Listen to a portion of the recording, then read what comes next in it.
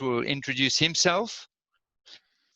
And then after that, we will talk about all the adventures we've had together, which includes the flying and includes the business. Perfect. Yeah. You were saying the other day when we were talking that a lot of the people that are on the group have seen some of our movies. Yes.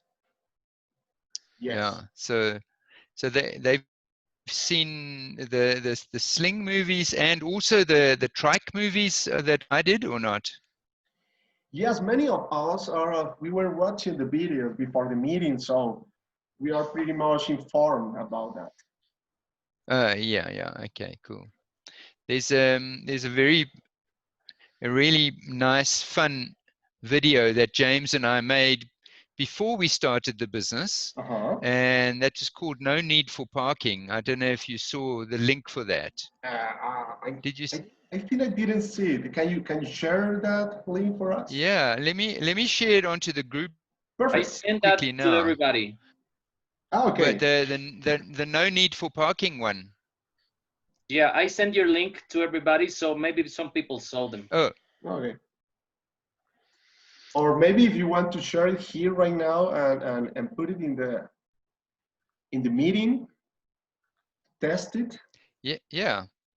I will. Let me just. I'll find it. Okay. And then I'll send it onto the group as well. Okay. And then the guys can just download it straight from their phones. You know. Let me just find it. Rob is already here. He's logged on as a Bridget Piper. Is that Rob? Yeah. Reiniciar audio. Rob, are you Bridget? Are you Rob? Are you there? Bridget Piper. Más renombrar Rob.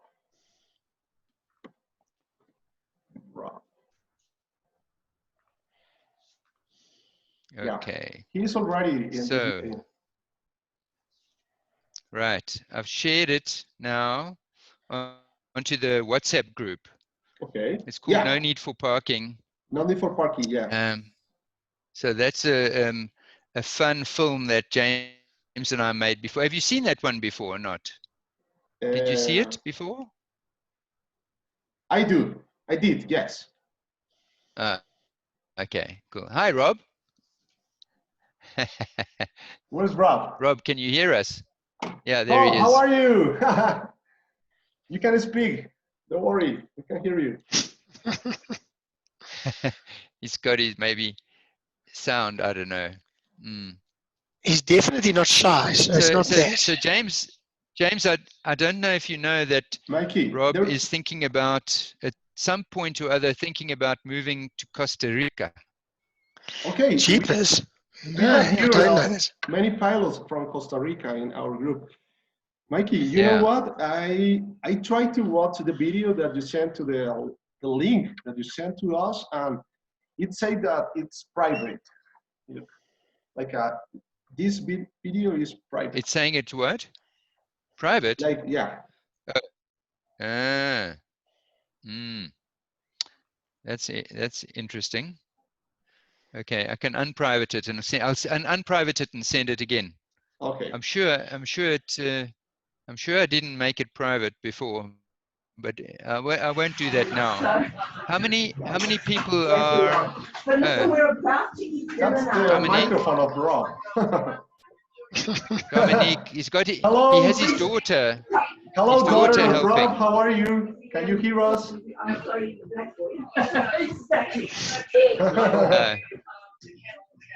¿Cómo se llama la hija de Rob?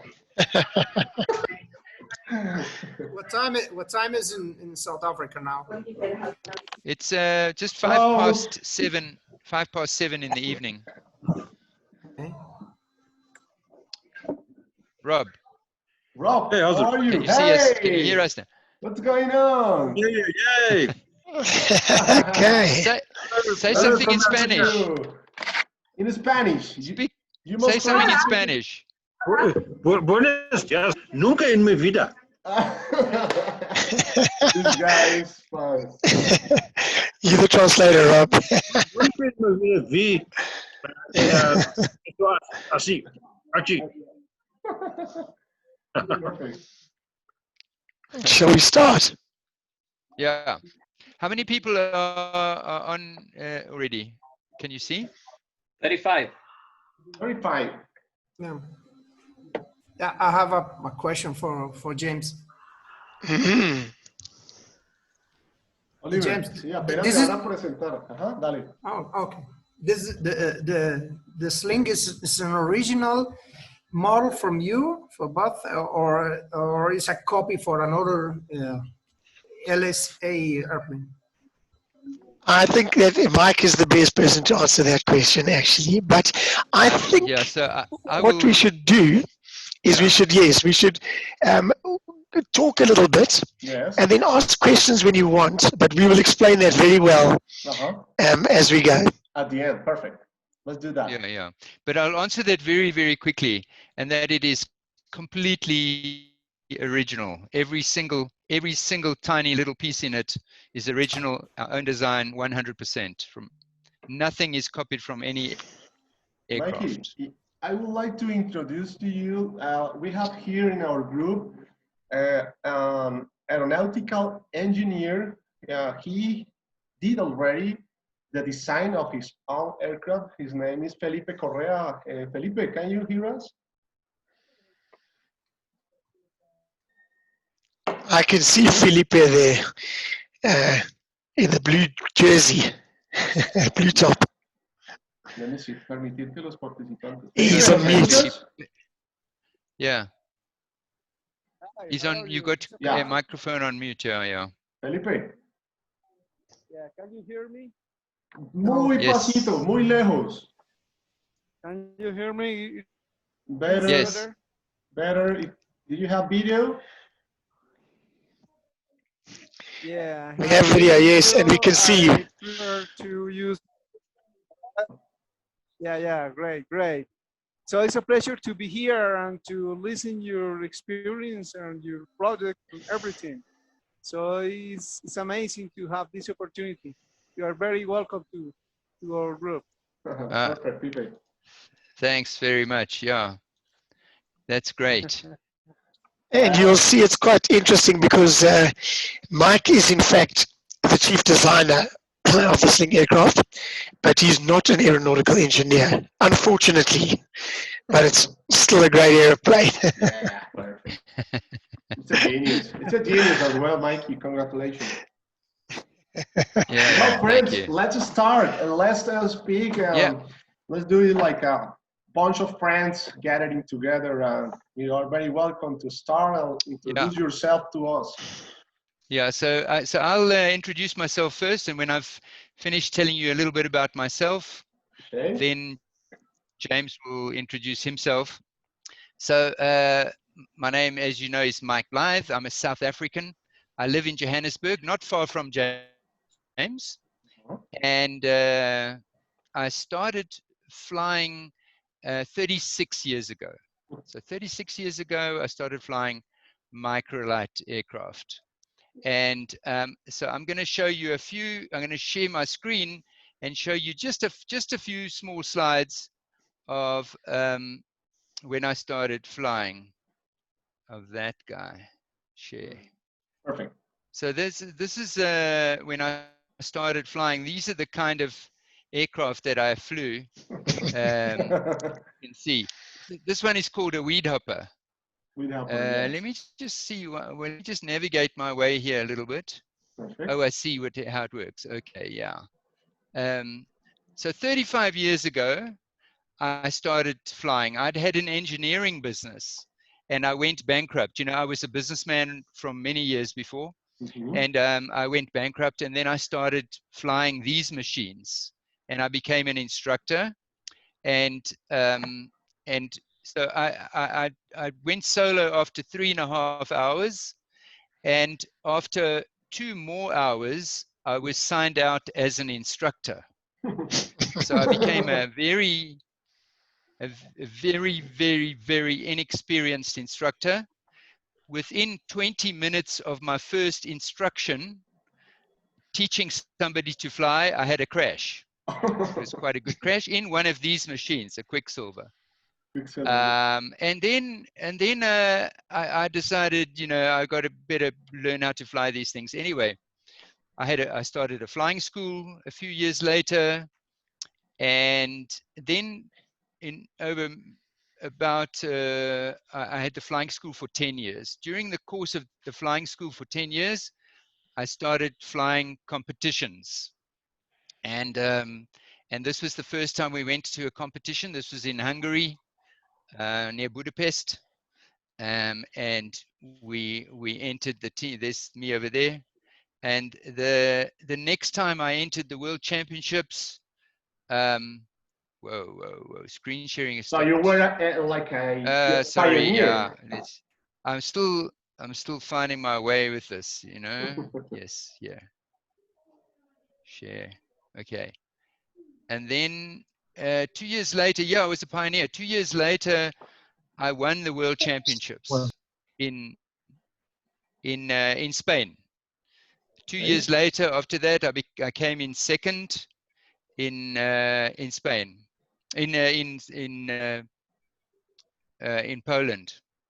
Then in 1995, I did my first long trip. I met this guy here, Olivier Aubert. So I'm sure some of you have seen some of the movies we've made together.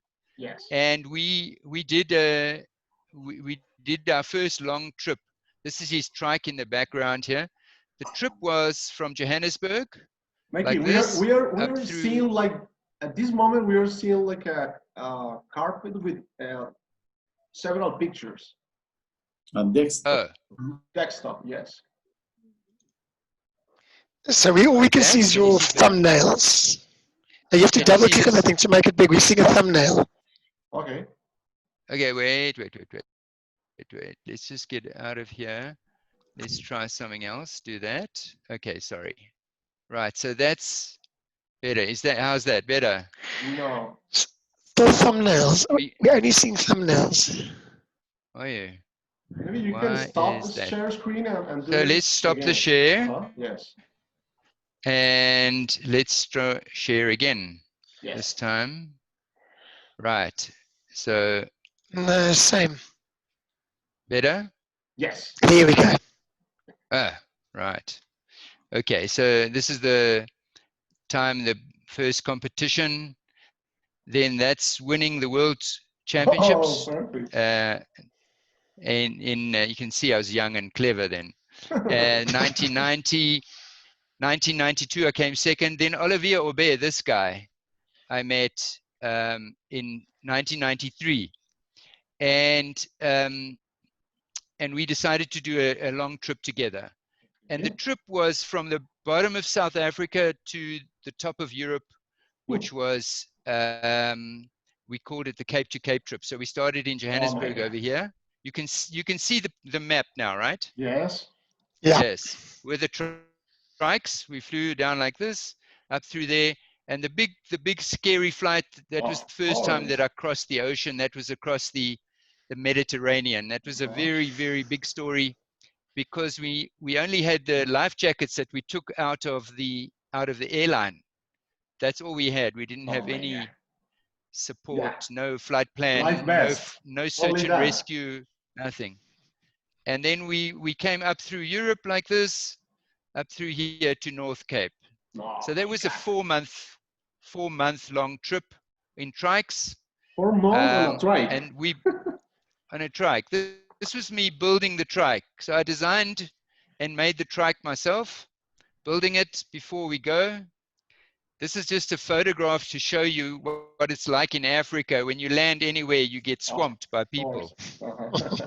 Lots and lots of people. Then this is the trike I made.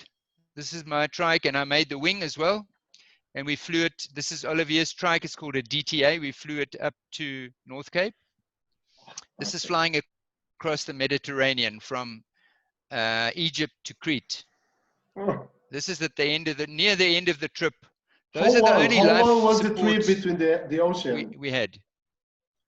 You remember that? Yeah. How many hours was 10 hours? Oh my God. 10 hours in the trikes. You can see the cans over here on the back seat over there. So that's what the we fuel. flew. Yeah. And then the next trip we did was this trip in the trikes, which some of you might have known about. We this fantastic trip up through South America is really is one of the highlights of my life. It was one of the best times I ever had. So we did. This was a 9-month long trip we did. This is the trike. I made a new trike, new design. That's my daughter in England. I was taking for her for a flight.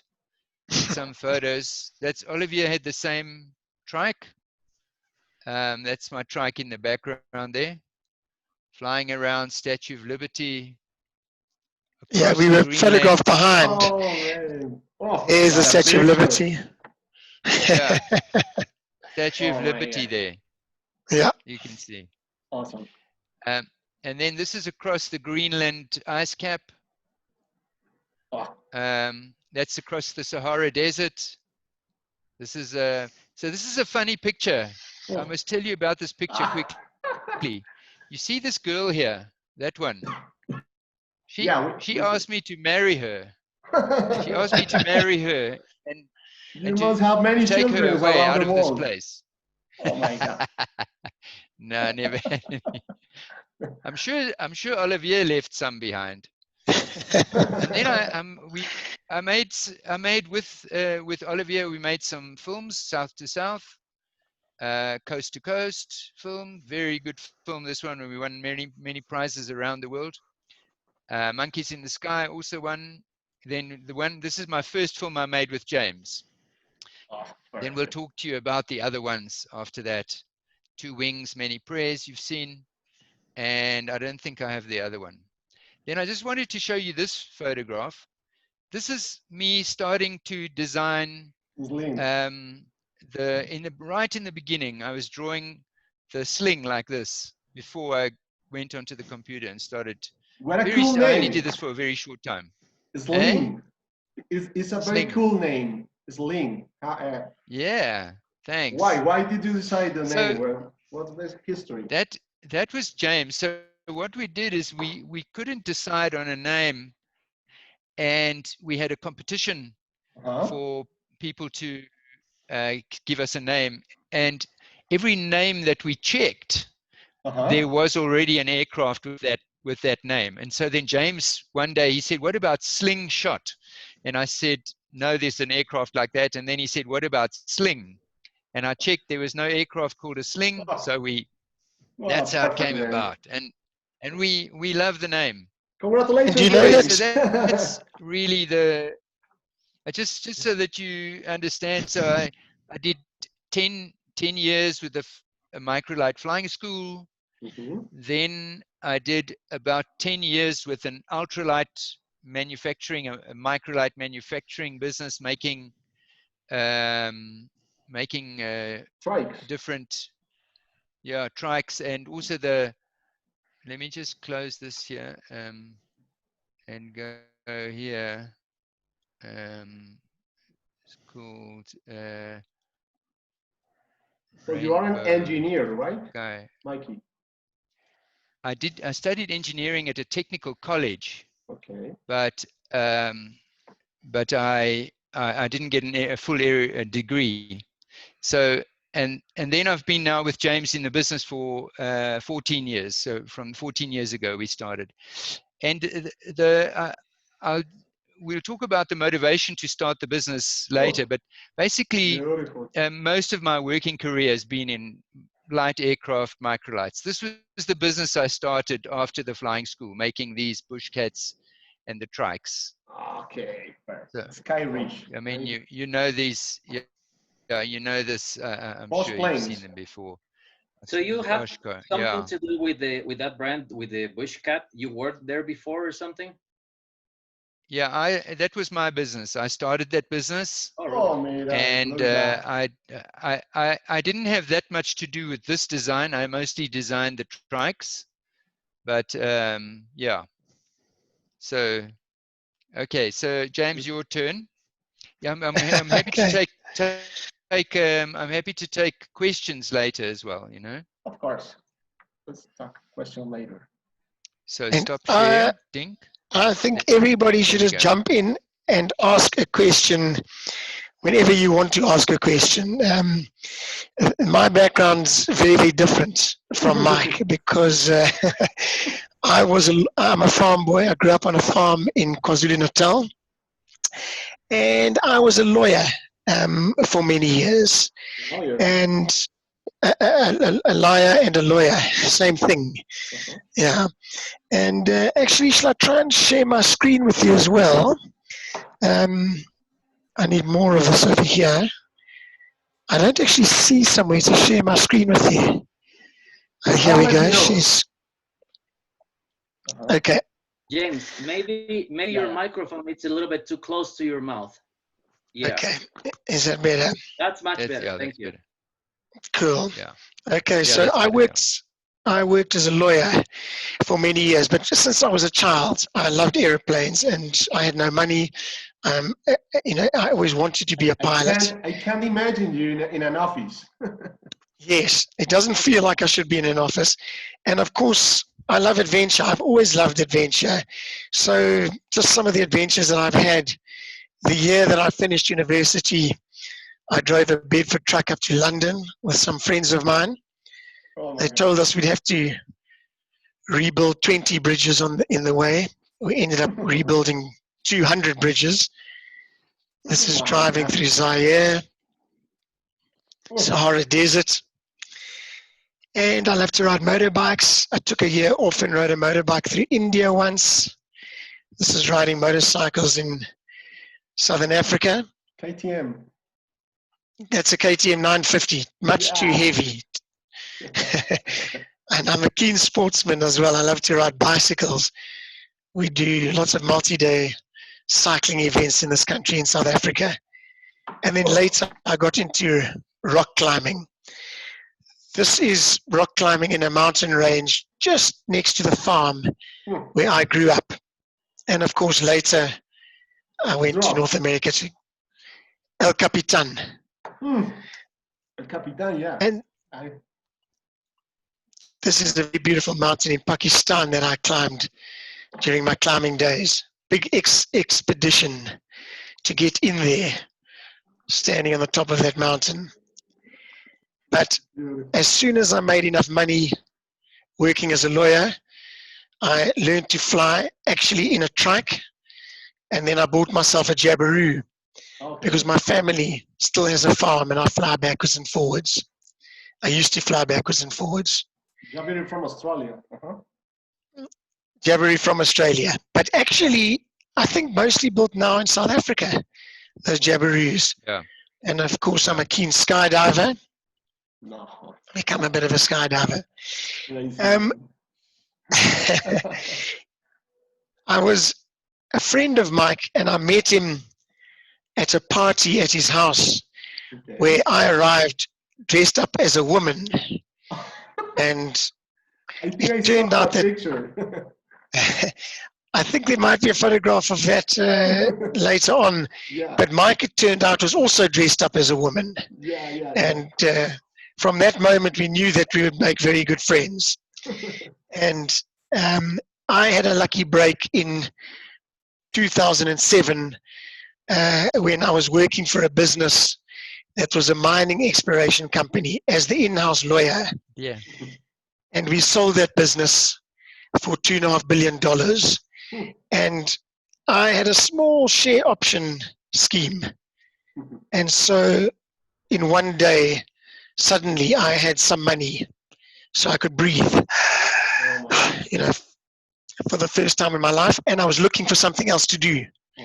And Mike was busy developing a light aircraft. And I'm going to let him tell a little bit of that story. So in fact, to do that, I'm going to share my screen again, like this.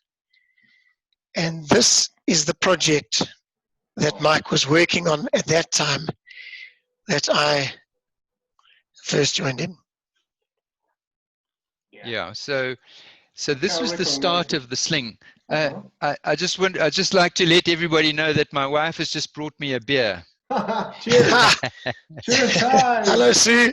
I might have to retire. You guys in South America, I know it's only midday, but here in South Africa, luckily it's 7 o'clock at night. We're allowed to drink now. Yes. So so what happened is I mentioned that I don't think I mentioned. Yes, good.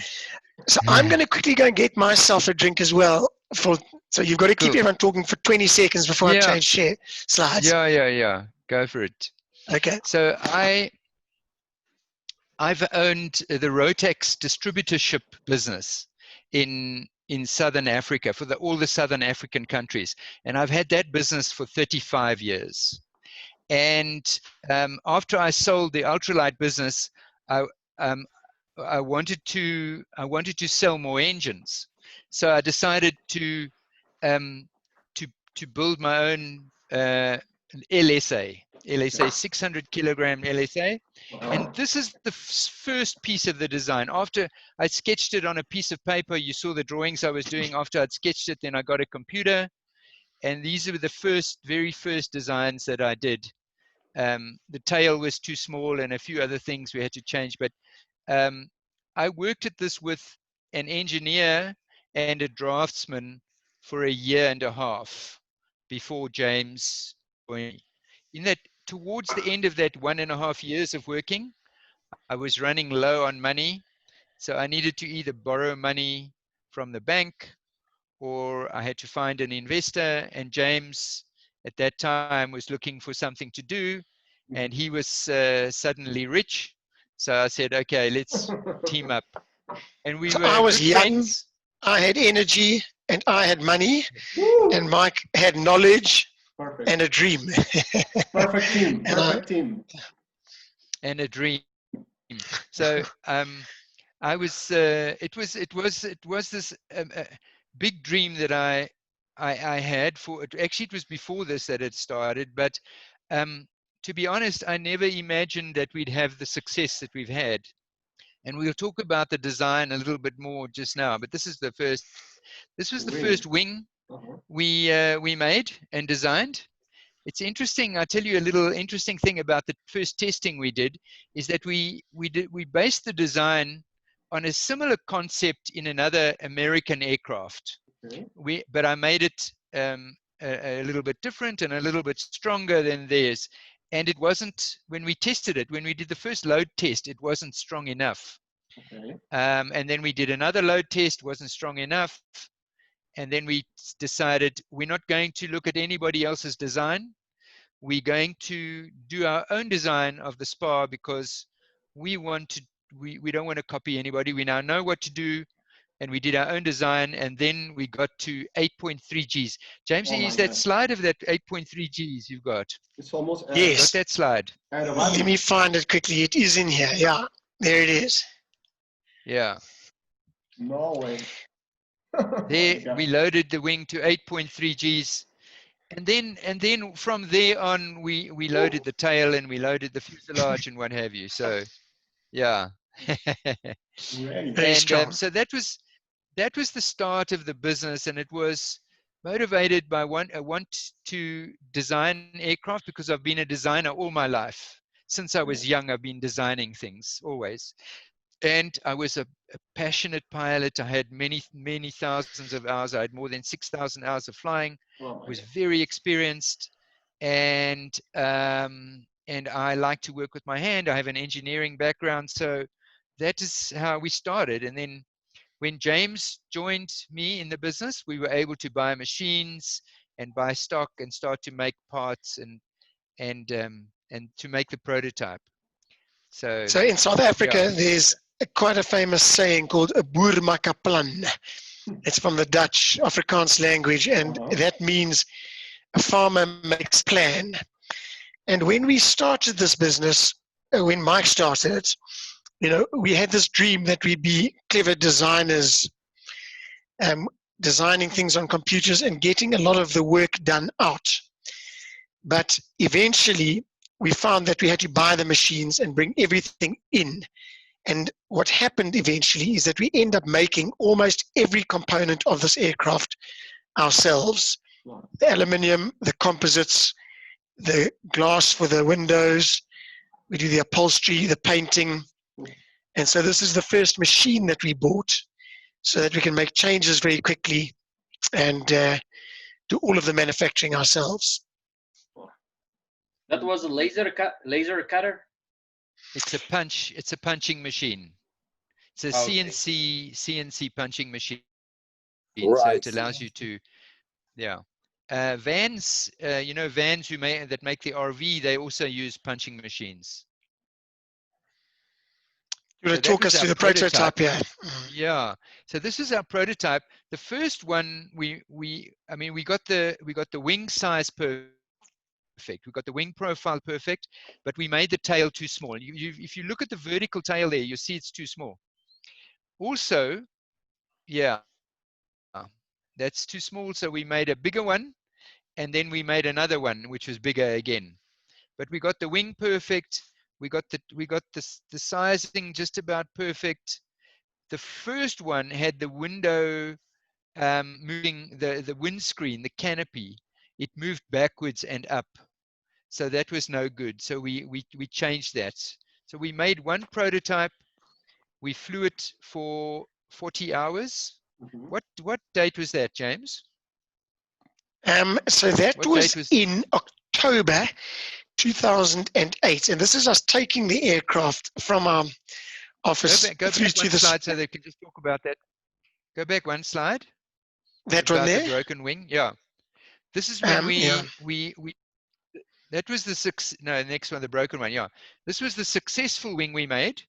We got it to 8.3 Gs, and then we ran out of load. We had no more weight to put on, no more sandbags. So we jumped on it until it broke.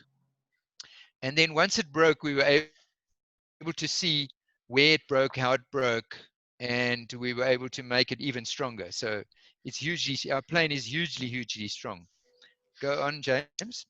And what I think was quite interesting at that time is we tried to do a lot of analysis, but it was the practical loading which helped us learn much more. This was the first flight ever. It was on the 18th of October 2008. And this aeroplane flew what we call the development prototype, eventually I think for 42 hours. And this is quite late in the process. We've put a new vertical stabilizer and we've changed the elevator horns quite substantially. We did a beautiful photo shoot over Johannesburg.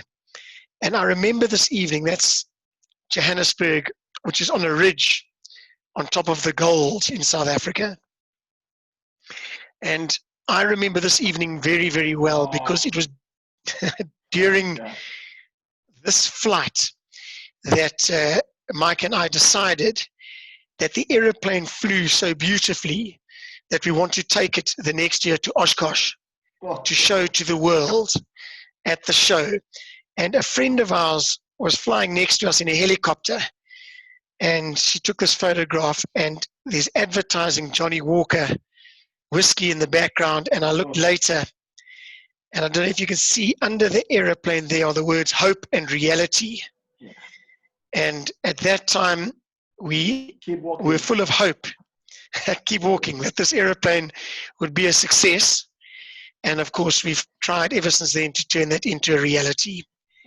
And that night, Mike went home and he stayed up the whole night. And when he arrived at work the next morning, 8 o'clock, he had spent the whole night on Google Earth and he had prepared this route to travel to Oshkosh. And he told me that we are not coming back the way we went. We are coming back by going around the world. On the other side. Oh my God. From the other side of the map. Yeah. We had to go. It's easier to fly from from west to east, but we needed to fly east to west to get there quickly. I mean, Mike, how did you choose that routing on the first night there? James, I don't know if you remember, initially we thought about going to Ascension Island, and then we discovered it was right there in the middle to go to Ascension Island. Yeah, there it is there.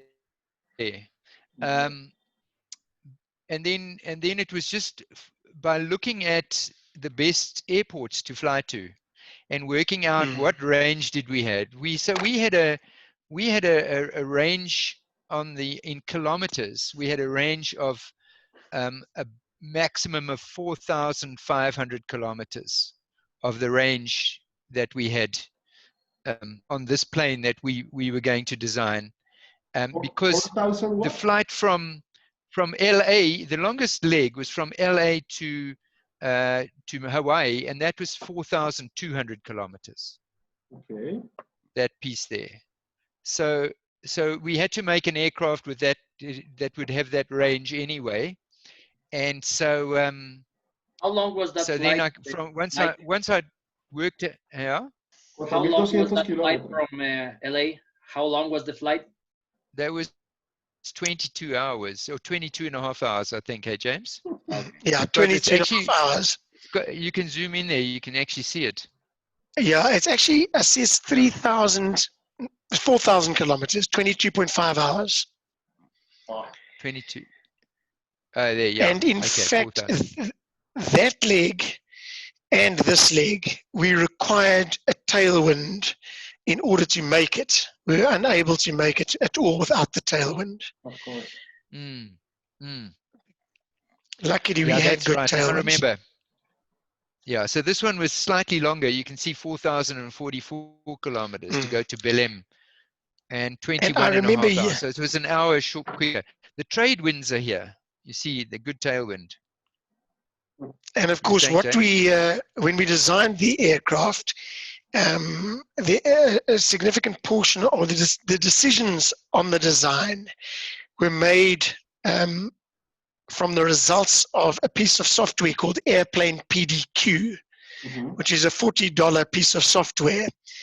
And Mike put various different formats of aircraft in there, and it gave us certain performance figures.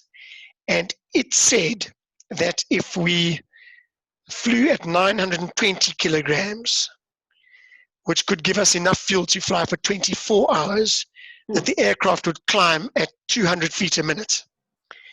And the first night that we took off on this flight around the world was the first time we ever did fly at our maximum all-up weight for the trip. And of course, the computer program was quite accurate. And it was the first night flight we ever did. That means you didn't have more than 200 feet per minute of climb, right? Yeah. In the beginning. And departure. Okay. So this is. How high did you go? You know, in the beginning we would go up to 2,000 feet or something like this, but later on we could go as high as we wanted to wherever we could find a tailwind. But it was, you know, the climb was slow in the beginning because we were over 300 kilograms over maximum weight. So instead of being 600 kilograms maximum takeoff weight, we were 920 or 950 kilograms takeoff weight. So if you look at this, I mean, you know, that first aircraft, the one that the lovely photographs over Johannesburg, we flew 42 hours and we threw it away. This one we built for the flight around the world just in 6 weeks. So if I go here, you can see that this photograph is taken on the 8th of June, 2009. And this aircraft flew for the first time on the 12th of July, 2009. And we took off to fly around the world on the 22nd of July, just 12 days after that. That was the first flight of that aircraft. That's the instrumentation. Yeah, just go back one picture there, James. Just look at the fuel tanks on the wings. You want to go one further back there? Oh yes, okay. One back, yeah, just one back. Uh-huh. 1, 2, 3. You can see the 3 caps on each wing. So we had 225 liters of fuel in each wing. So we had a total of 450 liters of fuel. With a 912 engine, so that's about 24 hours. 912 ULS, yeah, 100 horsepower. Tenían 60 galones por cada ala, 120 galones, 120 gallons. So it was actually great arriving at Oshkosh. I don't have a photograph. These photographs are taken over the lake at Oshkosh during the show. And it felt to us as if in many ways Oshkosh had become a big commercial venture. Yeah. It was more about technology than about human spirit. And because when we arrived, we were in a prototype airplane and we'd flown in 7 days all the way from South Africa with 5 flights of 20 hours or more. We received a hero's welcome almost. Of course. And so it was absolutely wonderful for us to arrive there. So you may all have seen the little film that we made of that trip around the world, but I thought it might be quite a nice idea just to show, see if it works, a 3-minute video, the short of that film. Should we try and show it and just see? I'll tell you what, shall I show first, Mike, the little bio, just to explain our personalities? Yes. Let's do that. Okay, I'm going to show you a 3-minute bio film that a friend of ours made, and let's see if it works. Perfect. Mauro. Mike started flying 10 or 12 years before me. Ready? Yes. There is salsa music. At the time that I met him, Oh my God. because he was the first ever South African aviation world champion. He's done some of the most substantial adventures in aeroplanes that there are to do, and he's famous for it. You know, he flew from South America to South Africa in a weight shift microlight in a trike. It was an unusual route because you can't fly a weight shift trike across the Atlantic Ocean. So what they did is they started in Argentina, flew up across South America, across Central America, across the States, up into Canada, and then Baffin Island, Ellesmere Island. They then did the longest flight ever in a weight shift microlight, over the Packhouse, in the Arctic Circle, to Iceland, onto Ireland, and then they flew down through the African continent to South Africa. That was an historic trip. I mean, that was the longest anyone had ever flown in that kind of aeroplane before. I mean, what I like about James is his craziness. I tell you what, this is definitely the craziest landing I've ever done. You look at that runway from up top here, it looks tiny. Good luck, Mark. I'll be watching you. I'm not easily nervous. I'm feeling a bit sick, actually. Nico. Oh my God. Gracias, hombre. Okay, come down. Come on, come. Yeah, I'm shaking, okay. He's out there and doing things, and I relate to people like that. I can be quiet. And so I guess I tend to gravitate towards people who sort of bring that crazy side of Oliver, se abrió tu micrófono, Oliver. measured, especially when it comes to risk. I'm sure it's safe. James tends to just push it out there much for me once in a while. Start getting ready, he says. No sé por qué no puedo. James, I don't want to be friends with you anymore. He's very well respected as a leader in long distance aviation, but he's always done it in a very amateur fashion. You know, he's normally sort of the trips are not heavily funded. No backup team They are not supported by the global aviation heavyweights. And ultimately, they're for fun. You know, he's done these things because he loves to do it. He's not trying to set world records or trying to impress anybody.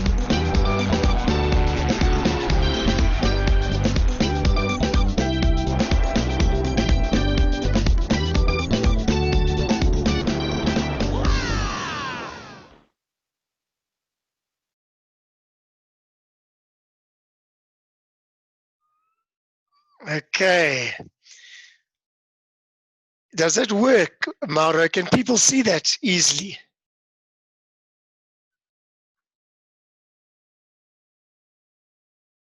I can't hear.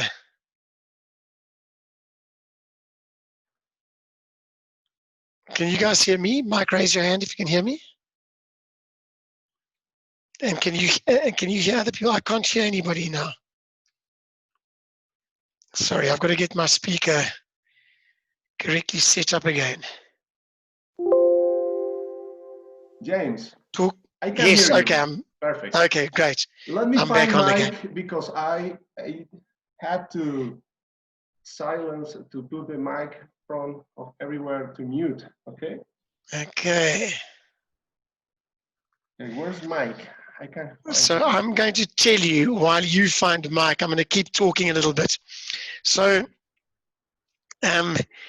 we did this trip around the world in 2009, and we really learned a lot about the aircraft while we did this trip. We did all of these 20 to 24-hour legs over the Atlantic Ocean, over the Pacific Ocean. These are some of the beautiful shots of Micronesia. Perfect. This is the Marshall Islands, Majuro. So there's no water, no natural water at all on these islands. It's either shipped in, but if it rains, the runway here has a runoff, and that water is used. Okay. Oh, this is Chuk. beautiful view.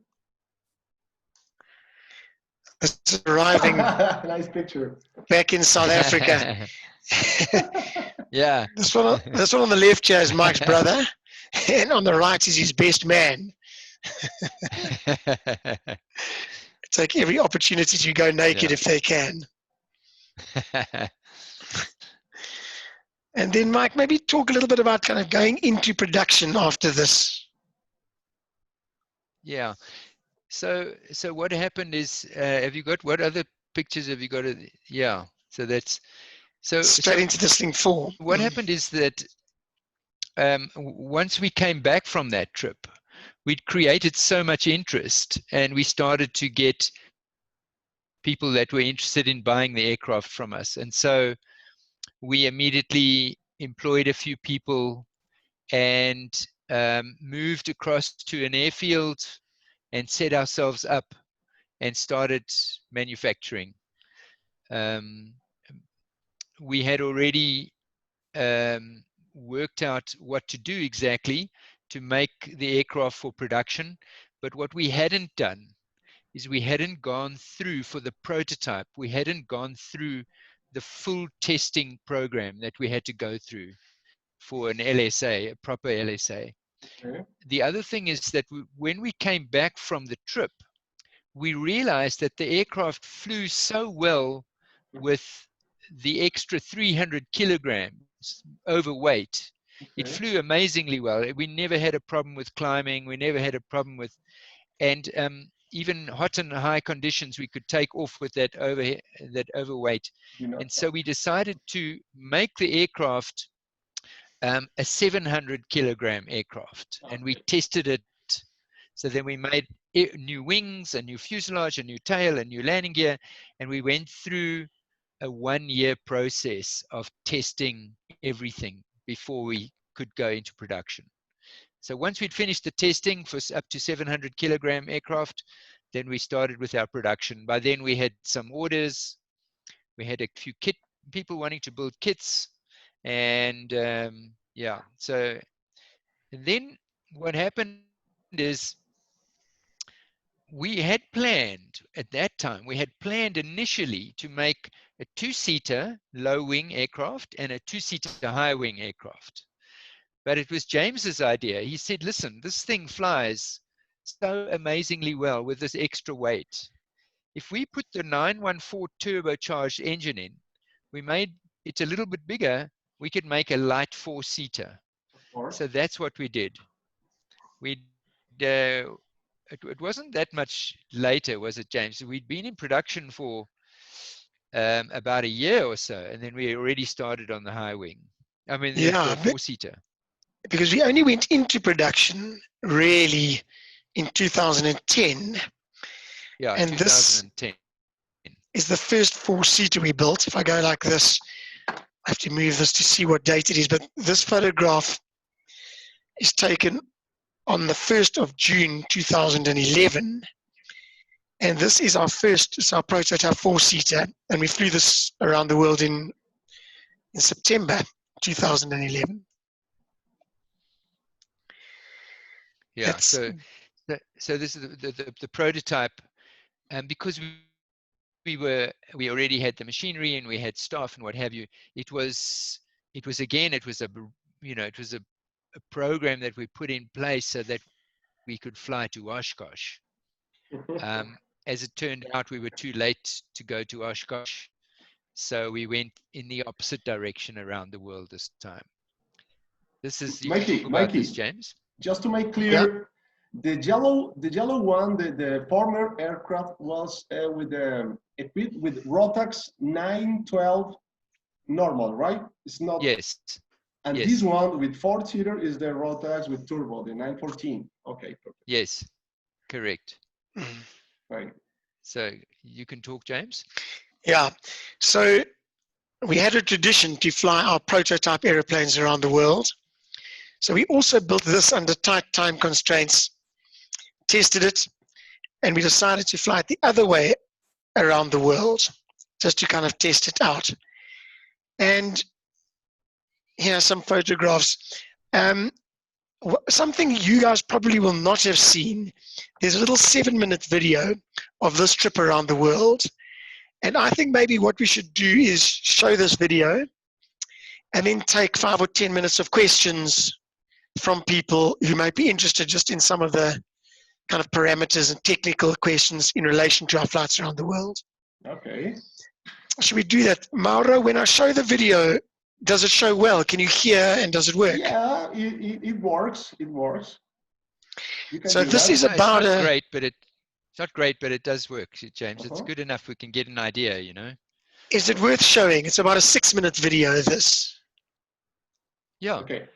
Show it because people will be interested. I'll just look when you start. I think when you start the film, it's better.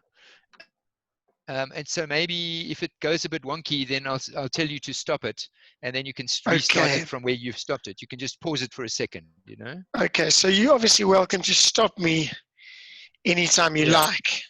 Damn it, man! I don't have this video right in front of me. You're going to have to wait a moment. Isn't it the around the world promo down the bottom, down there? No, it's Lo que van a hacer ellos es que van a compartir un video que tienen en YouTube de más o menos unos 6 minutos. I'm going to find it quickly. Queramos preguntar, podemos hacerlo por el chat. I'll tell you where I think it is. Hang on a second. You're just going to have to bear with me for a moment. Show any naked pictures of yourself. It's absolutely not impossible that happens, yeah. There, on the left, cut presentation, not that one. I think this Aero Club Awards one, we'll have it over here. 4-seater around the world, here we go. Muchachos, voy a permitir que ustedes reactiven el micrófono. Tengan cuidado, por favor. We are met by a squadron of well-wishers as we return from yet another epic journey in the opposite direction from which we left. Over the past 45 days, we've flown right around the world in a prototype of our new 4-seater aircraft, designed and manufactured at our small factory situated just south of Johannesburg. Seeing that we've already flown around the world once in the prototype of our first aircraft, The question that we're constantly asked is why would we want to do it again? The reason is first and foremost because we love adventure, myself and Mike and John. It's for fun. It's not for marketing, it's not to prove anything to the world. The second reason why we do it is to test the aircraft, to have the opportunity to spend some really proper time in her. And spend proper time in her we have. Being stuck in a tube for flying times averaging 18 hours a day without the luxury of a toilet, you'd imagine that proper time would be achieved within a couple of flights. But no, we've spent 240 hours in her over the past 45 days.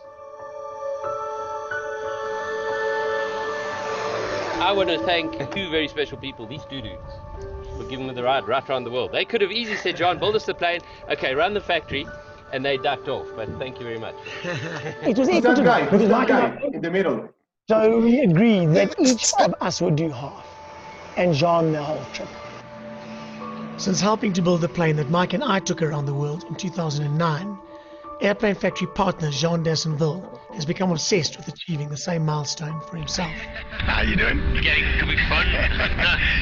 It's whoa, man, not such a bad place, eh? Yeah, and I mean, with a nice back tailwind.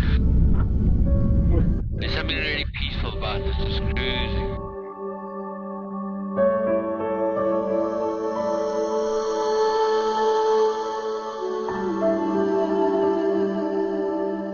I would say it's probably one of the most exciting things that I've had to follow in a long time. They're very, very brave and a little bit crazy. In true South African spirit, they went out and they did it. Refreshing to see someone that, in the recession, just taking chances and living their life.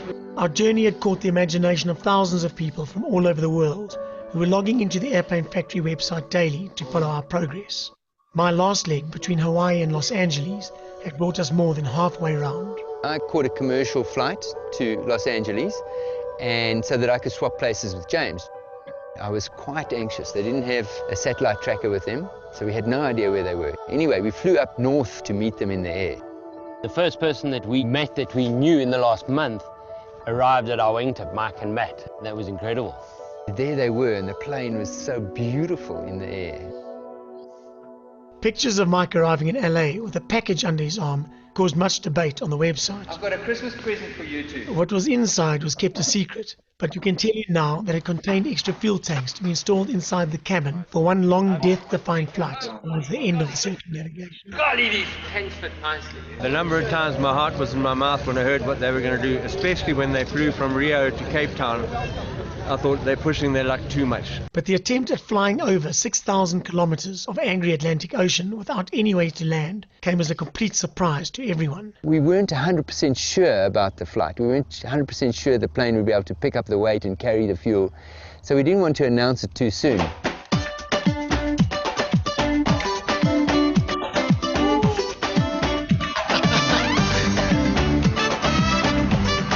Only once we were in Rio did we actually announce it to the world that we were going to fly Rio to Cape Town, which has never been done in a small aircraft like this before.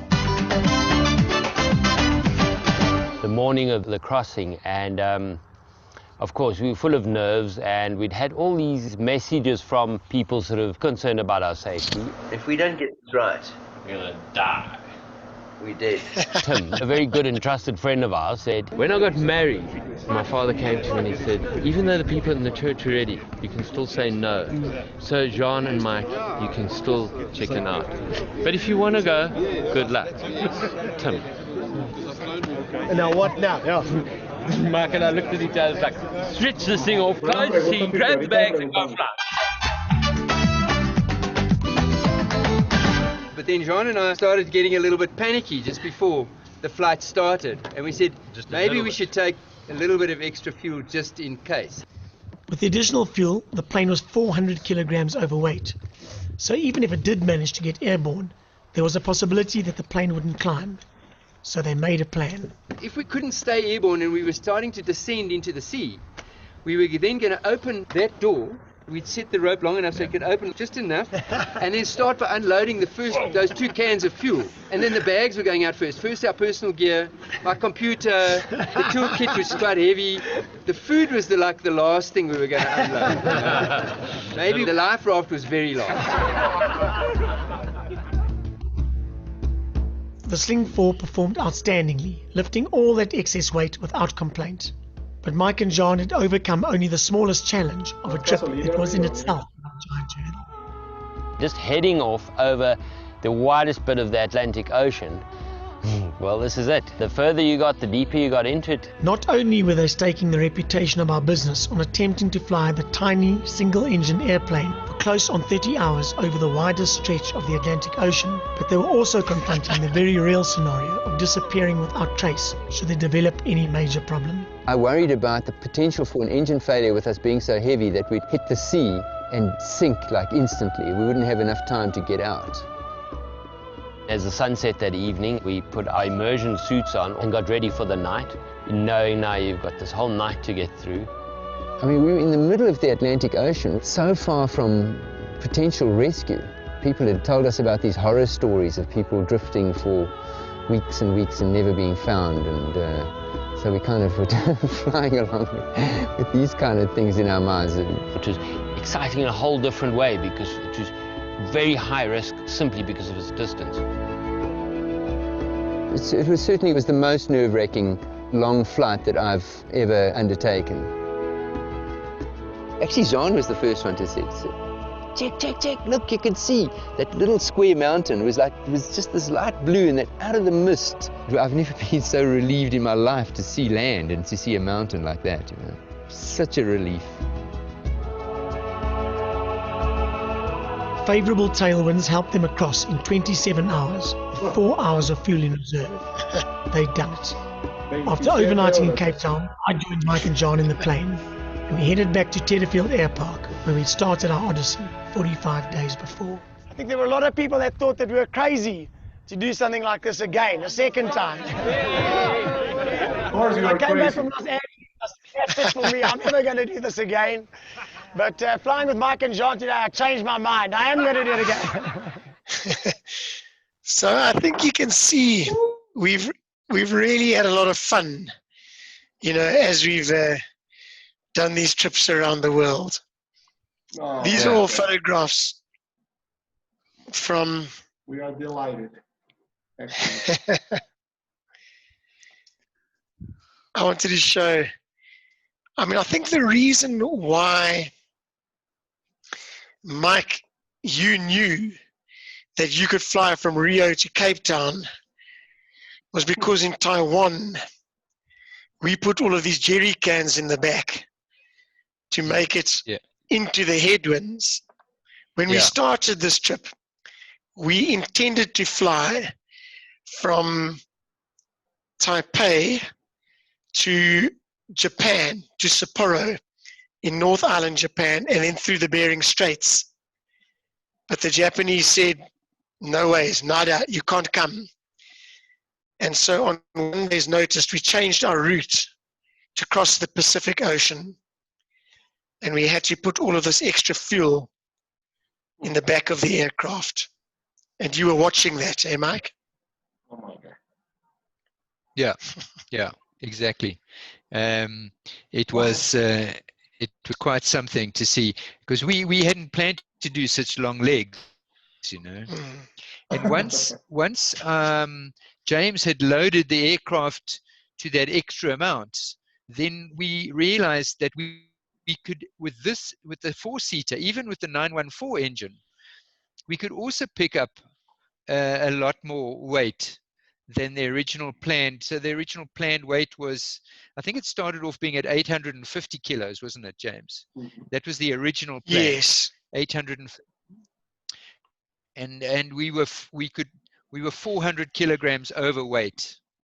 So we were close to about 400, just over 1,320.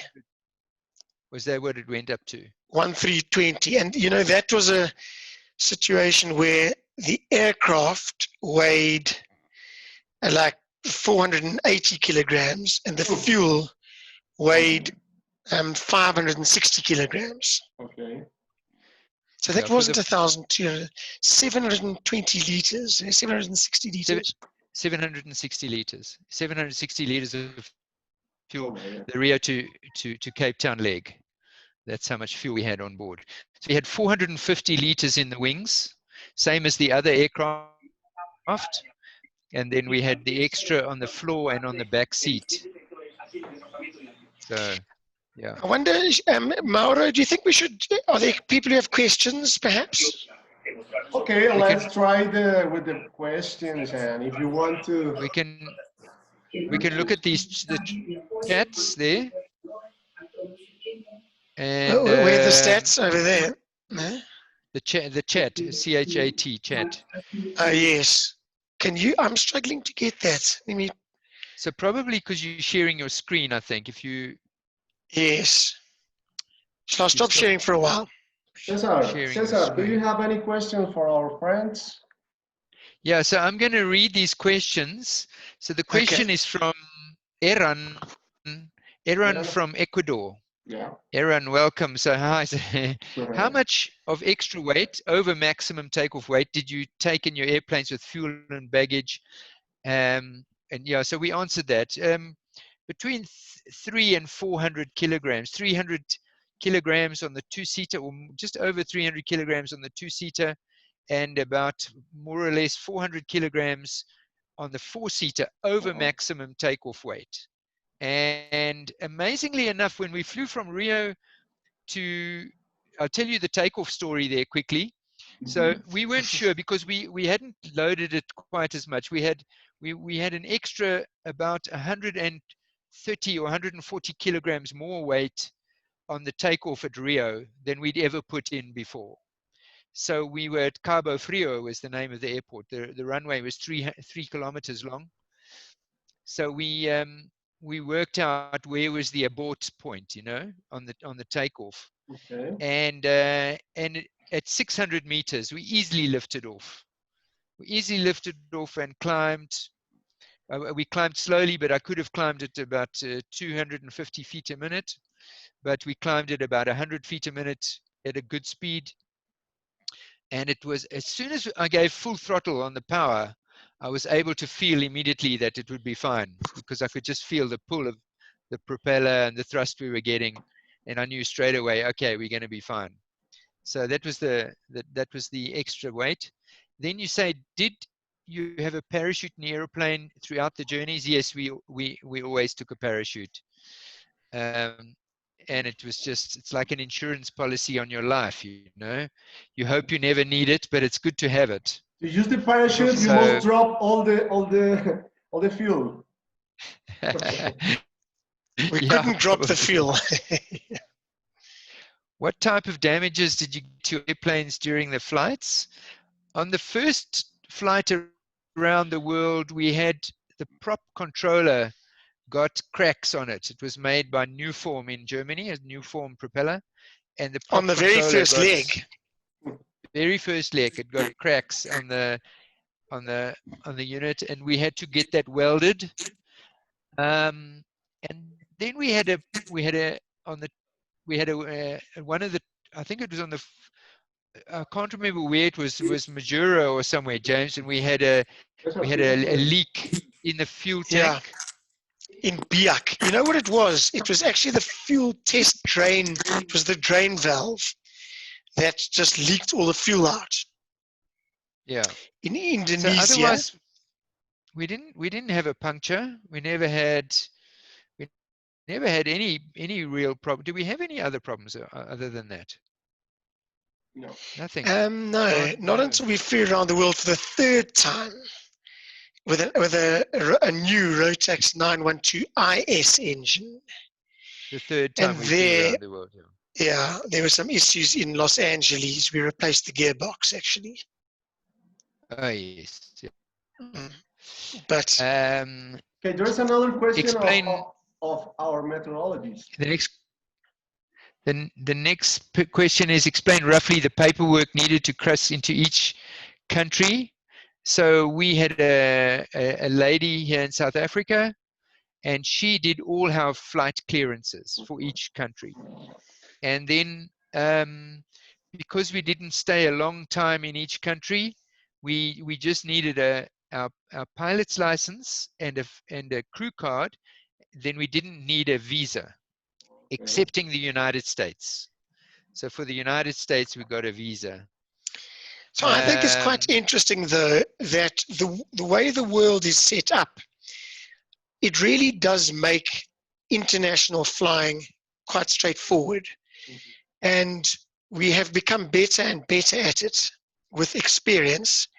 But if you have an aircraft, a pilot license, and a passport, and a credit card with and quite condoms. A big balance, and condoms, you can fly around the world really, I think, with very little plan. You can make it up kind of as you go along, quite substantially, because so long as you are a crew member and you are in a country for less than 5 days, you do not require a visa for any country which is a member of ICAO. So no visas required, you just fly. Perfect. I have a Good question. for people. So then, Gallo, you ask a question. Gallo.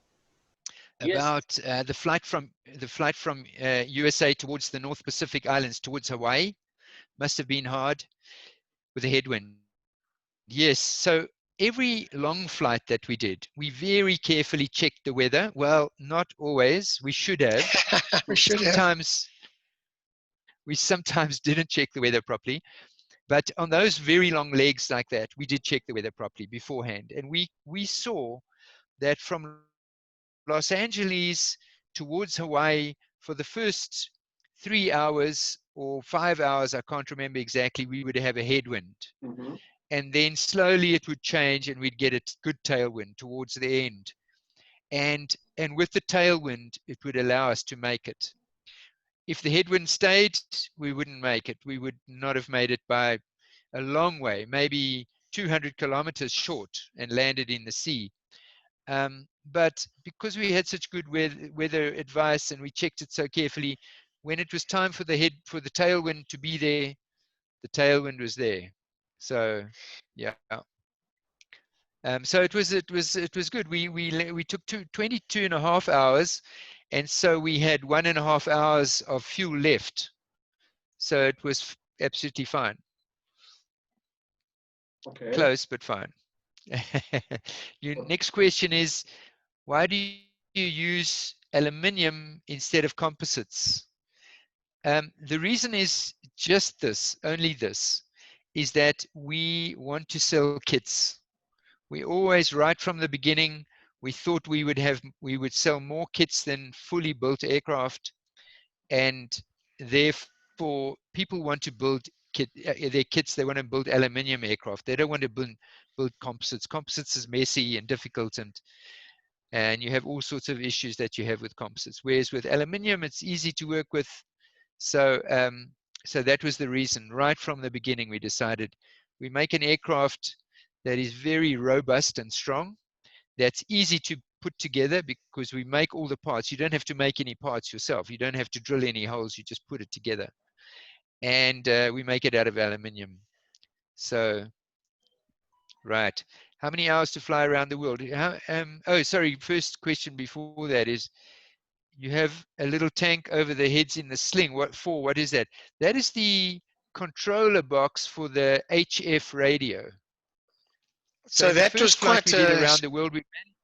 Yeah. So you can tell the story, James. I'll tell that story just because I was in the aircraft.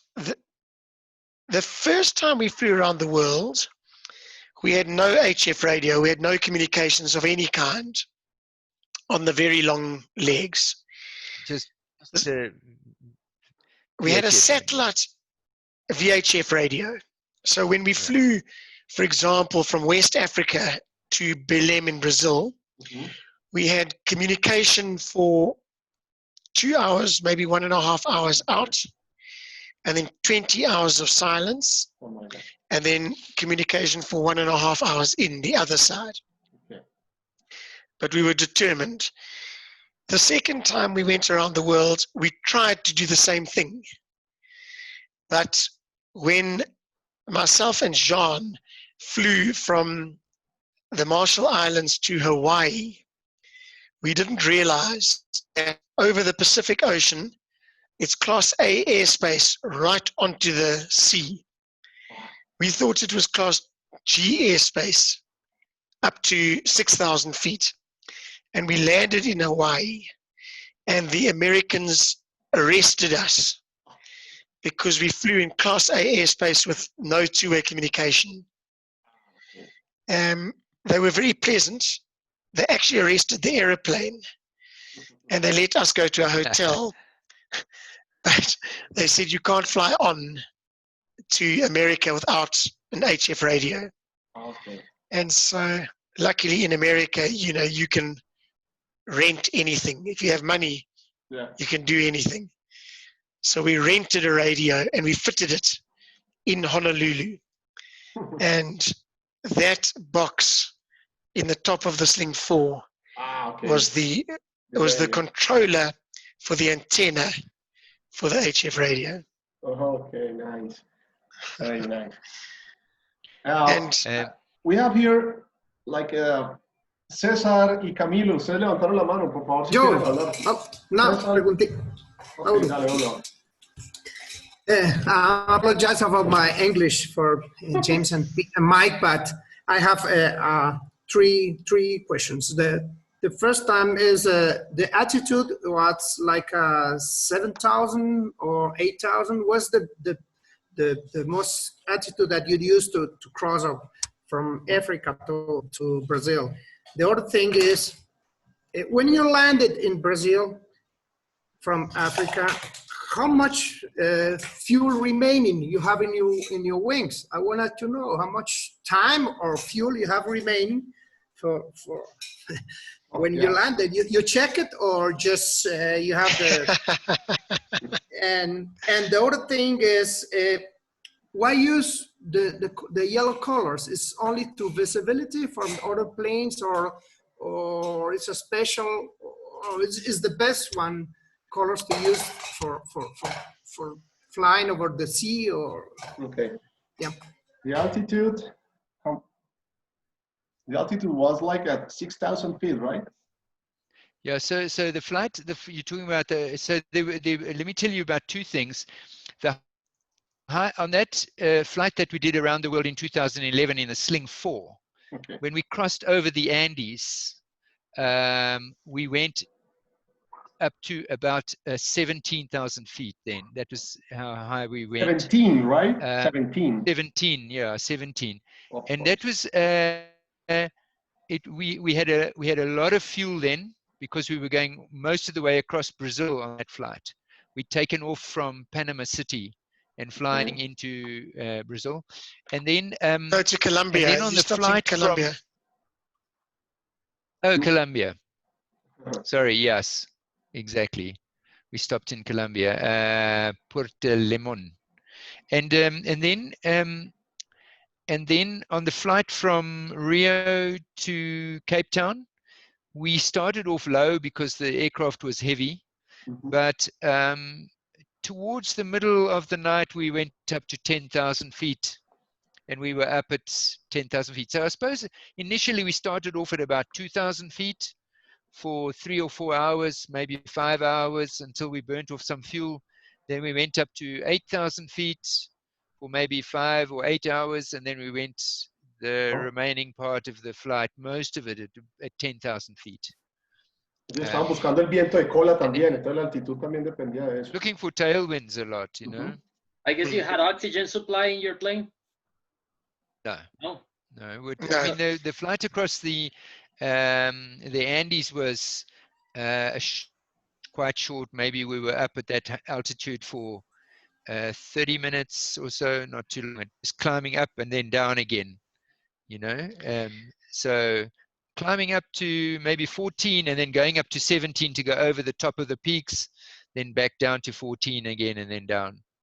We've been flying along at 10,000 feet we've been flying at 10,000 feet for a month already, you know, so you're used to it, you're acclimatized. Okay. And by the way, when we were that high, James and I, at least Jean and I were checking each other. We were counting backwards, you know, to make sure that you're not becoming stupid. Sorry, James. You know, I was just going to say that one of the questions was how much fuel left after that flight.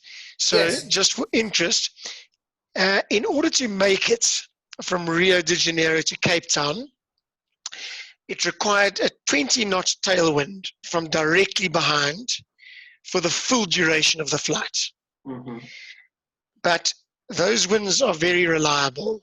Okay. And on that section of that flight, there was a satellite tracking device on the aircraft. And it was Mike and Jean, and I was at home in South Africa waiting. Mm-hmm. And I was watching them, and I was watching the weather. And for quite a good portion of that trip, there was a 60-knot tailwind. 60? Very, very strong. 60, yeah. Oh my. And when they landed, I think it was in averaging Cape Town, about 30 knots the whole way, virtually. the whole way. Yeah. Okay. Because when you landed in Cape Town, there was still 3 hours of fuel left. But if you fly for 28 hours, 3 hours is not very much, because a small change in the wind, especially because you're going slowly, only between 100 and 120 knots, can make a very, very big difference in time. Of course. You will need the life vest. You need a life vest. Yeah. And a plan. So just out of interest, Charles Lindbergh flew in 1927 from New York to Paris, 33 and a half hours. 1929, you say? 33 and a half hours. What about the yellow color? What about that? The it color? was just a choice. The yellow color. Just a choice. We thought it would be nice for taking photographs. César. That's it. Pilas con el sonido que tenías de ruido de fondo. Ya puedes hablar. Okay. Thank you. Hi guys. It's César. I'm very happy to be here with you. It's exciting and inspiring to see what you have done. Could you tell us about the experience on the first leg of flight around the world when you fell asleep? I think maybe Mike must. Mikey, what's up? So let me tell you first. I think everybody in the world knows this. When you do a big adventure like this, the flying is quite difficult, and the technology is a challenge, and there are very many different, the navigation can be a challenge, but always the biggest challenge human factor is getting on with your partner. You have to get on with the person that you are conquering Everest with, or flying to the moon with, or whatever.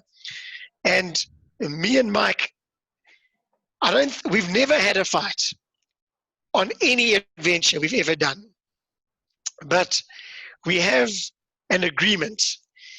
Every single time we fly, we swap seats. So I sit left, and if I sit left, even for a 20-hour flight, we change, then Mike sits left. If it's a half-hour flight, then I sit left the next time, so we swap. And the agreement is, if something goes wrong, the person on the left flies the airplane, and the person on the right prepares emergency plans, looks at the emergency checklist, pulls the life jackets out, does all of the other stuff. Okay. But and then we also have an agreement that one can sleep. If the person is sleeping, then the other person has to stay awake. And of course, that first leg, it was the first time we fly together at night. Of course. And actually, Mike got his night rating 2 days before that. And I got mine, I think, about 10 days before. And so Mike was in charge. I was sleeping. He fell asleep. And we had fitted just the day before a satellite tracking device, which later broke down anyway. but it interfered with the autopilot. And so we woke up with the aeroplane inverted and with 18 hours of fuel on board. And there's no horizon in Botswana at night because there's no electricity. It's a very empty country. Oh my God. And got a proper fright. So you had Anyway. your autopilot on, but your satellite interfered with the signal or something with the... Yeah. Really? Yeah. So I was flying, and we'd been working hard, and so I was tired, and as James said, I fell asleep. I was supposed to be staying awake, but the autopilot switched off. So the interesting thing that James didn't say was that after I pulled the aircraft straight again, we were now flying through the highway in the sky, the little boxes on the ethos. But the little boxes on the ethos, they weren't green anymore. Now they were in red. So they turned red. And for so 5 I minutes. said to James, yeah, for 5 minutes we're flying, and I'm looking at these boxes, and they're all red. I'm flying through in the ethos, and I'm saying, James, why is the boxes red? They were green before. And then we looked, and we were confused for a bit, and then we saw, oh shit, we're going back the opposite direction. Home again. We were going back home. So we did 180 degrees, turned around, and carried on again. Wow. Incredible. Camilo, ¿tienes alguna pregunta? Yeah. So there's other questions here. Hi guys, it's Camilo from Colombia.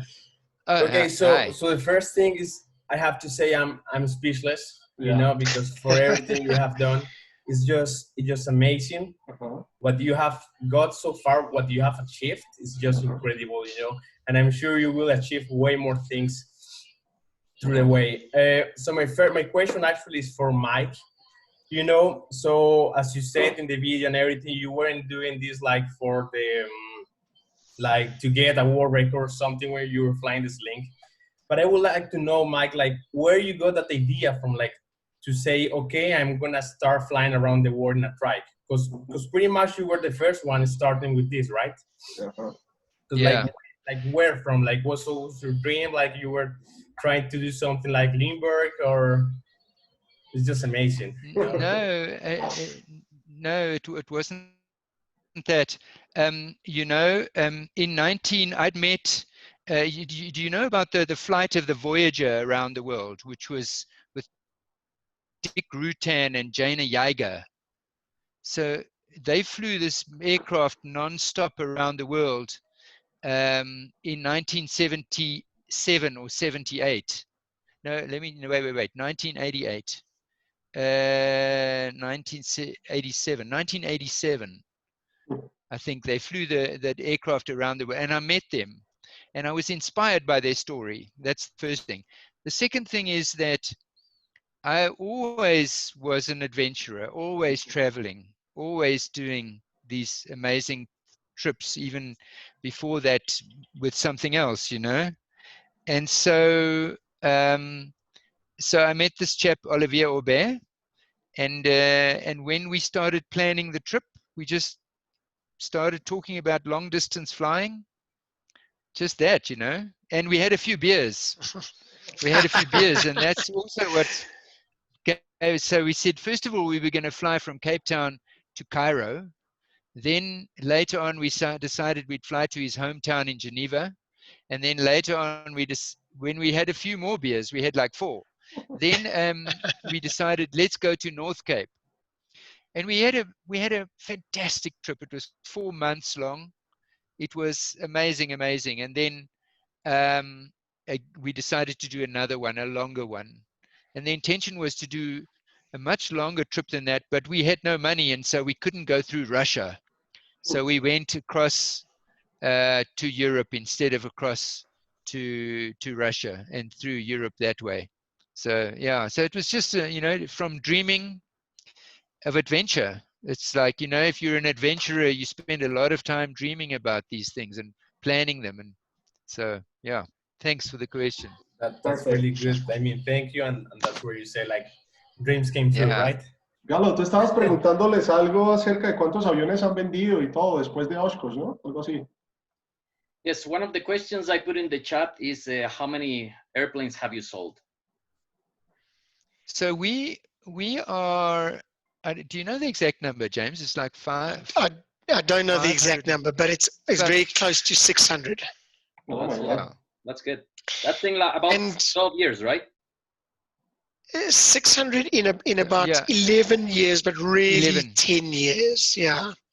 And of course, of those 600, about half are kits. Okay. And quite a number of those are still being built. So we have about 280 Sling 2 aircraft flying, and about 100 Sling 4 aircraft flying. And TSIs, we've got quite a number of TSIs now. We've got about 30 or so. Yeah. Yeah, 30 or 40 flying. So we announced at Oshkosh, we took the 500th order at Oshkosh last year. And so now, it's 3/4 of a year later. Sure. And we would like to be able to deliver 15 aircraft a month, but it's difficult for us at the moment because we're having to ramp up our production and what have you. And so I think we're selling more kits at the moment, James, aren't we, than ready to fly, or is it, do you know? But yes, we are, and particularly in America.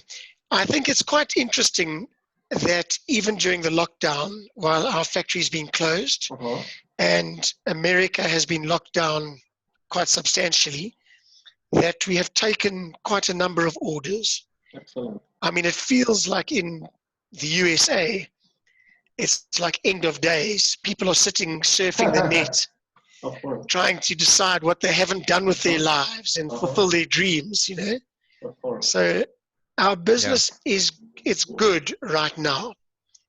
Excellent. Good news for you guys. And we have exciting development projects. We are working on a project with ETH, a university in Zurich, in Switzerland. They are doing an electrified Sling TSI 4-seater. And for us, the most exciting project is a high-wing version of our low-wing 915 Rotax engine TSI. Yeah, with the new 95 turbo. New engine, and that airplane, Mike and I want to come to South America and fly around Ecuador, Colombia, Peru, Argentina, Chile, and all of those countries. If you do it, just let us know, and we take our airplanes as well, and we just fly with you guys. And we fly together. Yes, why not?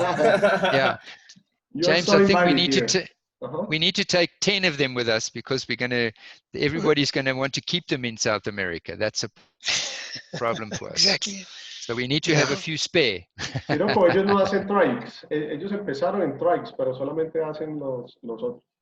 What about the high wing? When and where can we see pictures or design, or what about that?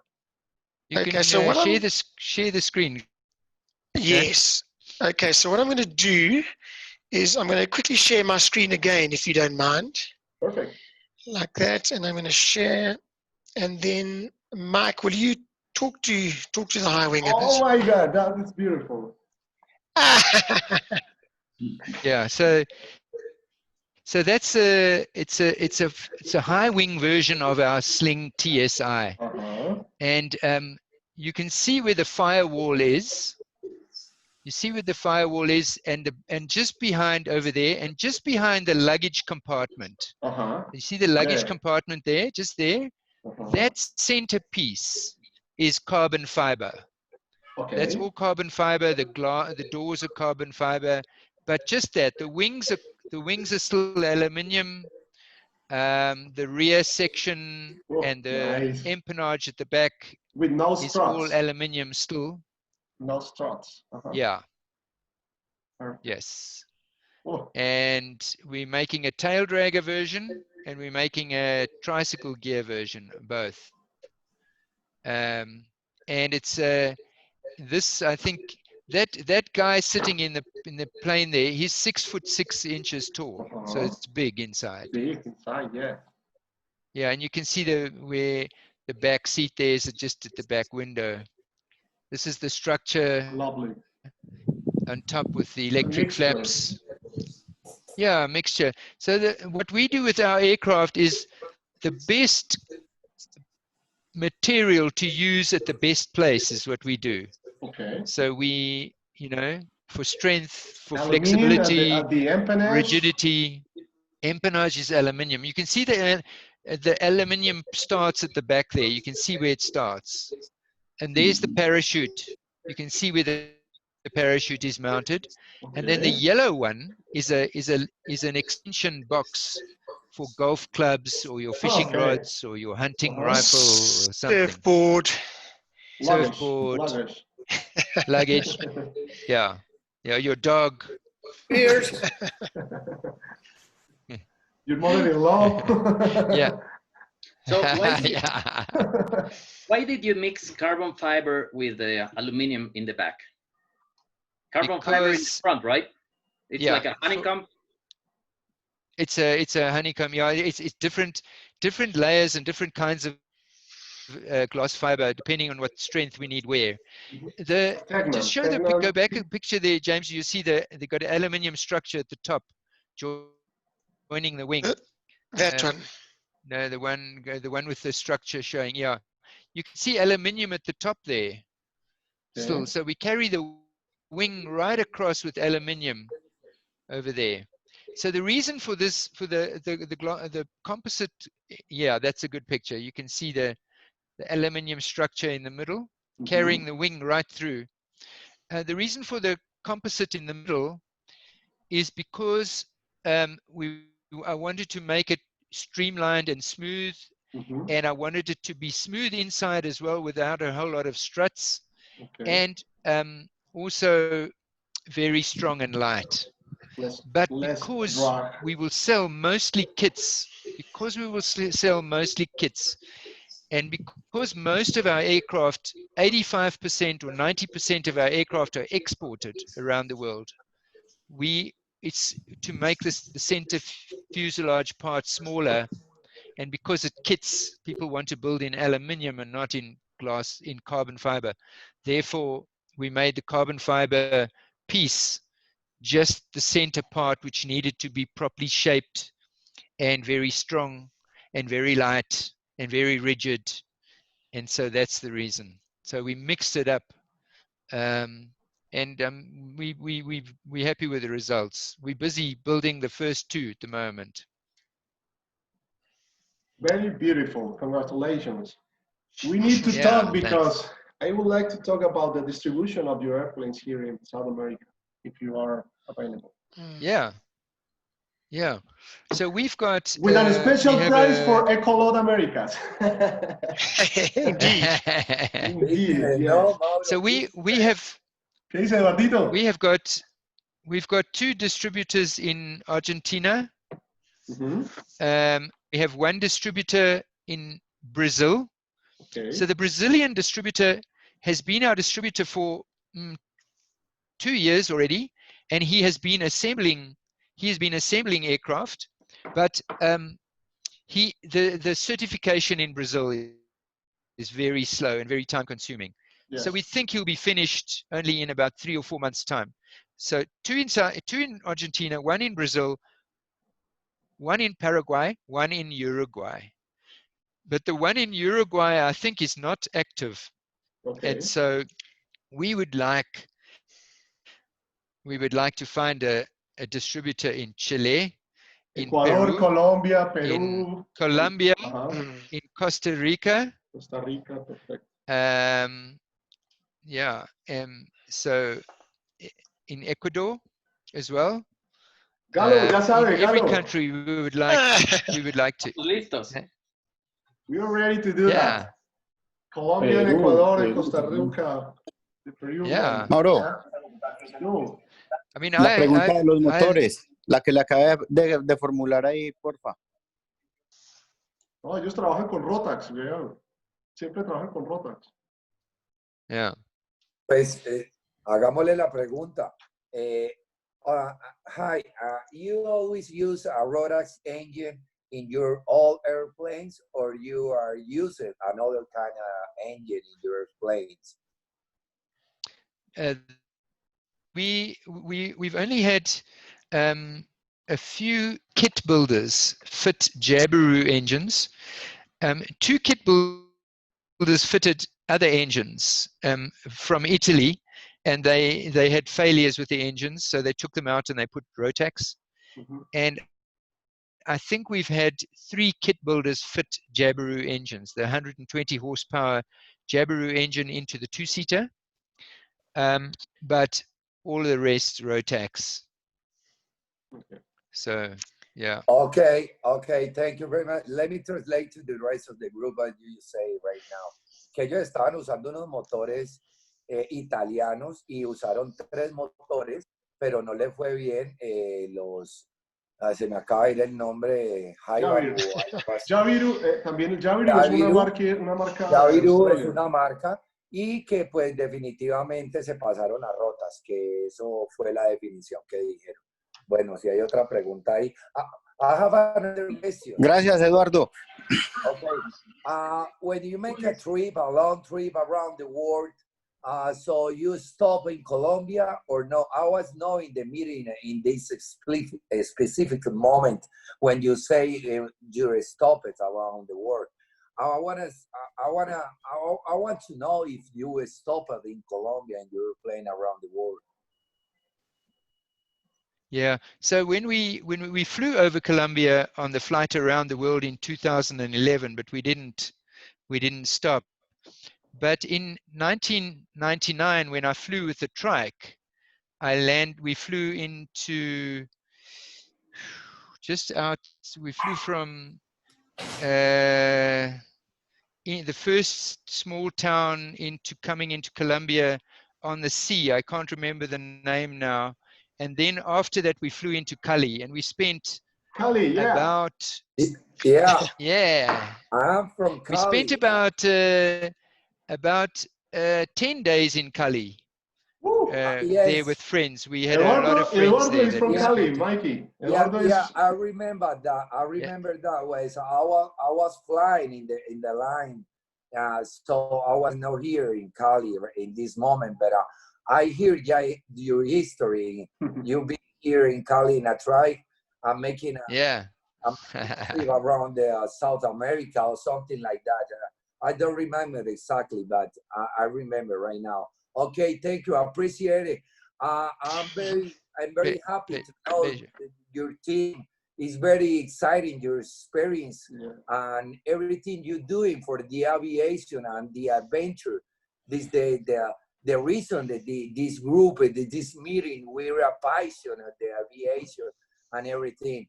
So a special hug for both guys, and keep this soul and keeping this soul in the aviation around the world. This keeping people flying. Thank you very much. Yeah, thank you very much. Just for interest, this photograph I have on the screen right now is a photograph of the trip that Mike and I did around Namibia a few years back. You know, you've probably seen the film. And the business was taking too much time. We were flying too little, so we took some time to go and to travel and fly around Southern Africa. And Namibia is really one of the best places in the world, I think, to fly aeroplanes. And we now have a little business called SLING Flying Adventures. And so if you want to come to Southern Africa and fly, you can come and rent one of our aeroplanes and fly around, including to Namibia, which is really great. That's all I've got, actually, of the photographs of Namibia. I think everybody's seen the videos, so we don't need to show that film, hey? Yes. Yeah. It's called White Linings, Namibia, right? Wild Landings Namibia, and you can find that on the internet. I will send to you, Mauro and Galo, an email with a link to, the kind of 6 or 7 or 8 best films that we've made. Awesome. So that people can access all of those afterwards if you're interested. Awesome, perfect. Oh, if you want to share with us in our group in Ecolog, it's okay. Don't worry. Okay, yeah, I'll do it on the WhatsApp. Yeah, perfect. Yeah. Okay. I'll send the WhatsApp. So I have a question. Regarding the very long flights that you have made, like 20 hours or more, whenever I am in the cockpit, after 3 hours, I was just telling you the other day, I just want to get out. I cannot stand it anymore because I have to change position and people recommend you to move around to do some exercise or whatever. So how do you do in such a long flights? I mean, you carry food, you need to go to the restroom. Maybe I saw some tanks in the back of you that maybe you need to take that to the main tanks. I didn't see any connection between the tanks that you take in the Sling 4 to be directly connected to the main tank. So do you refuel from there? How is living in the cockpit for such a long time? How do you stand it? So I'll answer part of that. So first of all, what we know that we need to. So James, you can show this film first of all. Play that. This is play on the that video, on the YouTube. Right. Play that video. Yeah, show this film first, James.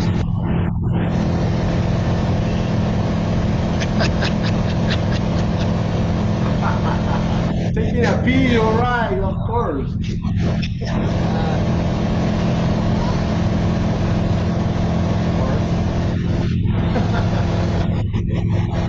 More fuel.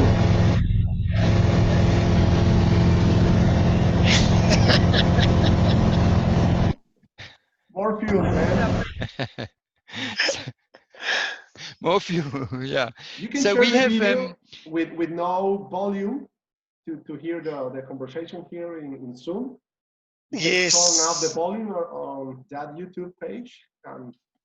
Yeah. So that's on play. Okay. Our Sling Aircraft YouTube channel, and we've got about 50 videos there or something that you can see, and so you can easily access all of these different ones. You know, here's another one. This shows why you so badly need the loo.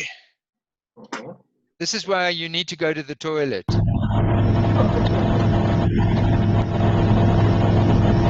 I have a question for Mike or James.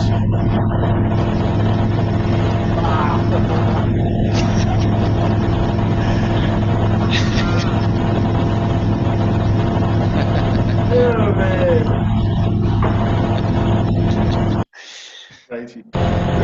There is a question for Michael from Jaime Gonzalez, right? So we didn't really drink. We were just making fun films, you know. Amazing. Jaime, te escuchamos. So for Mike the toilet, hang on a second, Mike. There's a question. Hold on. Yeah, Mike or James. This is Gato from Cali, Colombia. Any of you is Gato Negro? Gato Negro. Yeah, I remember yeah. How are you, my friend? Yeah, good. God. I take care of you, Gato Negro in Where's Colombia. your yeah, that's amazing, man. How are you doing? Very good. You don't want to leave Colombia, no? At that time, you was to live with us. Okay. Didn't you take us out to some parties? You took us to some parties, I think. Yes, sir. I take you guys in a few different parties. Very good. Peluches. I remember that very, very, very well. I'm going to tell Olivier about that. I spoke. Please say to Oliver. Please say hi to Oliver. And, I'll do that. I live in Ramona, California now, and I'm flying a trike now for over 5 years already. You're aren't you an orthodontist, right? Yes, sir. Good memory. I'm the dentist. Yeah, you see. Colega mío. ¿Y Yeah, quién habla? ¿Quién habla? El Gato James. González. El Gato James, González. Bueno, hermano. remind me to tell you about the parties we went to. I can't talk about. I think I may have heard some of the stories, but and thank you for watching your movie. Very nice word about us. Thank you so much. Yeah, pleasure. Yeah, man, nice to hear you. Thank you. Nice to hear you too, buddy. Okay, we stay in touch. Okay, hey guys, sure. Do you have plans to come here to South America again? Because yes, we are eager to know you, and we would like to invite you here, guys. Yeah, so James and I are talking about it with this high wing to get it to fly it across to South America and then do a tour around the whole of South America and make a new movie. We will be waiting for you, Felipe. Yeah. Felipe Correa. So we'll be staying with all of you at some point or other. Excellent. Great plans. I would love to be part of it. Okay. Felipe, habla más duro, por favor. I want to make some questions. First is, do you have any preference between carbureted engines or injection engines? And also here no, you know, all that we want is we want reliable engines. And so we put in the early days with the injected engine from Rotax, we had a few not engine failures, but we had some issues with reliability, and so for a while we stopped fitting the injected engine, and we went back to the carbureted engine. But now Rotax have completely solved the problems on those injected engines, so now we're fitting the injected engines again. And I mean, you know, the question is often asked of us, why do we fit Rotax? It's, you know, obviously, I mean, I'm the Rotax distributor, but that's not the reason. The reason that we fit the Rotax is for us, for our size aircraft, it's the most reliable and the best engine in the world. And so we want to fit the best of everything. We fit the best propeller we can buy. We fit the best instruments we can buy. We fit the best engine that we can buy, because those are the things that keep you alive, and you need to have those things. And so we took the decision to not try to make a cheap and a compromised aircraft. Our decision right from the beginning is we're going to make the best that we possibly can make, and so that's why we went for the best of everything that we can get. So you are okay with injected we use engine, high right? quality of everything. You are okay with the 912 IS, right? You are okay. Now, you like it? Now, yes. Now, we weren't before. Okay. But they have, and so it seems like for the reliability seems to be sorted out now, and so yeah. Right. So I don't know. And the 915, of course, is a fuel injected engine, and it's a brilliant engine. It's great so far for us. Okay. Sorry, James. Yeah, I mean, I was just going to say that I'm not as much of an expert or as close to you, but the reality is that when Rotax have brought out new engines, they have had some problems that they've had to iron out along the way. But after a period of time, those problems are all solved, and the engine is very reliable. Yeah, it's almost 8 years from now. Okay. So when we... So carry on. I was going to say, when we flew around the world in 2009, we used a 912 normally aspirated engine, not a 914, because we believed that it was less sensitive to poor quality fuel and that it was a more reliable engine. But because there had been some problems with the 914 early on, but actually a 914 engine is as or more reliable than a 912 ULS engine. It's very, very reliable. Okay, perfect. Yeah. So I mean, and just to illustrate the point as well, is that, you know, so people often ask, why don't you fit other engines? And so I have to ask them this question: would you fly across the ocean at night, or across mountains at night, with which engine would you choose if you could put an engine into your aircraft? And the answer is almost always, we'll put a Rotax. I mean, there are other good engines out there. I would put a Boeing. A lot of people. Boeing. Boeing engine. But Rolls-Royce. But Rolls-Royce engine. Pratt & Whitney. Yeah. But for production, you know, we run a facility where we're producing. We don't want to be fiddling with engines or anything. We just want to take them out the box, fit them into the aircraft, and deliver it, you know. So, yeah, so that's the engine. Anyway. I see that question there. How do Rotax engines behave with water ingestion, from Luciano? And me and Mike didn't really know that when we flew around the world the first time. But we have never ever seen a problem, no matter how heavy the rain. You can take rainwater straight into the intake, onto the air filter, and the engine does not make any difference at all. Doesn't burp, it doesn't That's stop because for a second. The design of your cooling is great, and you don't have problems, because without another aircraft, probably it will be very nasty. So the cowling, you know, we have an air intake in some of our models that feed directly onto essentially a paper air filter. K&N. And K&N, high quality air filter. And it seems like if the water gets onto the air filter, it diffuses enough that the air just atomizes it and it goes through the system. Okay, perfect. We've never had a problem. With the oil, the Cayenne use the oil. Yes, you spray the oil to catch the dust. Exactly. Okay, guys. Okay, guys, you must be tired. And where's the name of your friend over there in South Africa? Is Bob? Rob. Yeah, hi, Rob.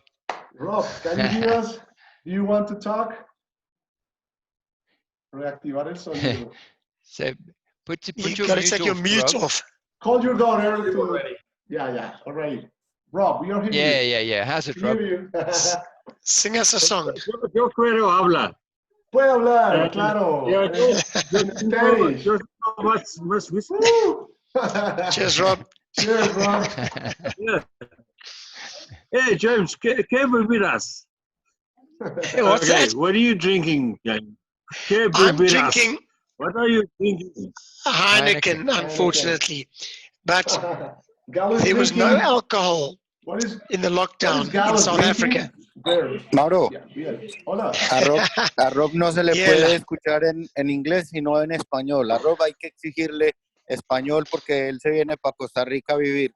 Rob, you must speak Spanish because you're planning to come here to come to Costa Rica to live. So practice your Spanish. Habla español. Eso, Rob, excelente. Felipe, ¿cómo ves pues a estos manes? ¿Ah? Hay que tenerlos aquí. Sí, aquí. Enseña español. I love to have that experience here in Colombia. Many experience to learn from. The technical side, flying, Felipe, compartí una fotico de tu avión. Compartile. It is great. Let me see. James and Mike, Felipe is designing his own aircraft, and he will share his screen to show you guys the aircraft. Yeah. Let me find it because this is not my computer, so you have to find it. He's searching the picture. I want to know about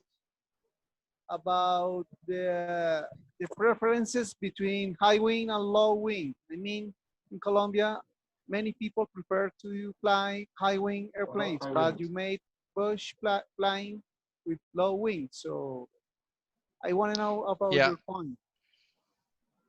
Yeah, very good question. So when the choice was which aircraft to make first, high wing or low wing, I asked some people in the United States, because the main market for us right from the beginning in my planning was the United States. I'd been selling bikes into the United States for many years, and I knew the United States market was big. And so I asked some friends, and particularly Matt, James, who about what would sell better, what would be a better seller for the market, a high wing or low wing. And he said, for the United States, a low wing. Okay. And so we made the low wing the first. It's also easier to make. It's easier to make a low wing because the structure is low down. You don't have this big structure above you, you know. So it's easier to make. And so we started with the low wing. But now, over the years, we've had many people ask for a high wing. And this new high wing that we have designed now, the SLING TSI high wing 4-seater, is for sure the best design we have done up to now. So it's going to be a really magnificent aircraft.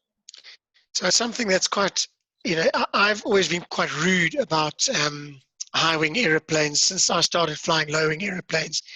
I think the real benefit of a high wing aeroplane is because people who buy aeroplanes are often old because they've got more money, or they're fat because they're American, you know. And it's much easier to get in and out of a high wing aeroplane, you know. It's more like a motor car. You can climb in. Because apart from filming, it's actually, you see better out of a low wing aeroplane because you're always turning towards the objects you're looking at. And in a high wing aeroplane, the wing blocks the view. But in a low wing, it drops away, you know. So even though I like to fly in the bush, I'm happy to fly a low wing aeroplane. It works fine. Okay. But I think you might be converted, James. I'm going to be converted when this airplane comes out. I can see that. Yeah. This is a beautiful design. This is a beautiful design. Wow. That looks quite like our design, but it's got has it got retractable undercarriage, Philippe? Yeah. This was designed as a fast airplane, so we consider the retractable landing gear. But as the LSA rules, maybe we have to modify or fix landing gear. And there on that slide, you said 750 kilograms. That's not LSA. Yeah. Yeah. Yeah, the design belongs to several years ago, before the LSA rules. 15 years ago. Yeah. Okay. Look. So we made the first unit. It's a picture of the plug to make the molds. Another airplane is composite. So these two pictures is the airplane at the first show in a near airport to my city, in Rio Negro. Which is where? Rio Negro. Rio Negro is Rio Negro. It's near from Medellin. Yeah. There is an international airport over there. Yeah. How many did you build? No, this is the first. This is like no one. This is like the test. It's a mock-up. The mock-up, yes, the mock-up, of course. Mock-up. But did you fly one or not? No, it's not flying. No. Oh, I see. Okay. It's sleeping, waiting for the project to continue. The difference is that James and Mike, in 1 week, put an aircraft flying, and we are waiting 15 years to do that. Yeah. Thank you, people. Thank you. No sleeping. So one of the quite important things in South Africa that has made it a little bit easier for us is that the law is quite good for us in terms of being allowed to fly a new aircraft type. And then, although we do have lots of problems with our civil aviation authority, in principle, once we fly one and we prove the aircraft, we can build and sell them quite quickly. Okay. So we didn't need too much money. You know, we never ever spent more than $1 million. So you are in the right part of the world to build airplanes. It does help. Yeah. It does help, and it's quite cheap. We struggle. The standard of education is poor, and labor is not very skilled, but it is very cheap. Of course. So excellent, guys. Need to make a plan. My friends, you must be tired.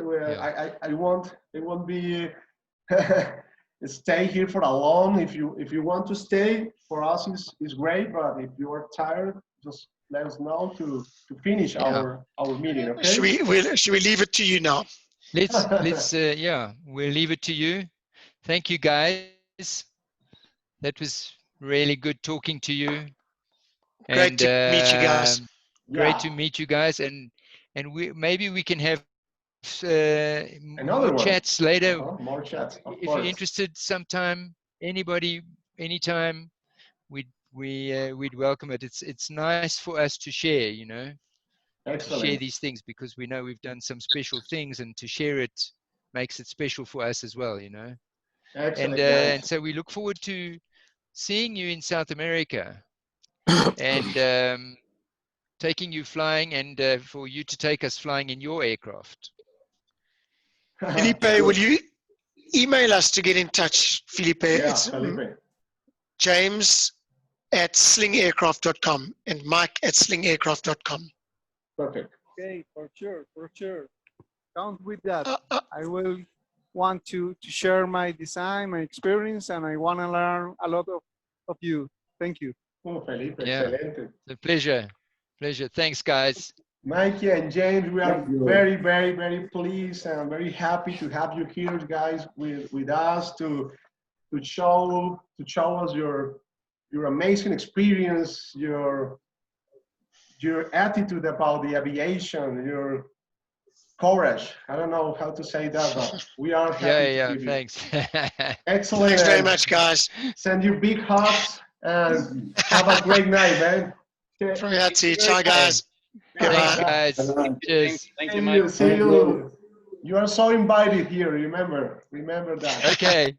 Bye. Thanks. Take care. Have a good Okay, one. we'll speak on the phone. Perfect. And we'll keep in touch with WhatsApp. Yeah. With everybody. You got it. Amazing. Okay. Lovely. Thanks, guys. Thank you very much. Thank Bye. Cheers. Thank you very much. Rob, tú te puedes quedar practicando el español. Hey, muchachos, ¿cómo vieron esto, pues? Increíble, Mauro. Qué maravilla de programa. Excelente. Galo, te vamos a hacer una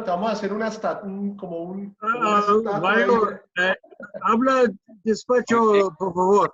Hablemos despacio para Rob. Bien. Prendamos las cámaras, voy a dejar de grabar.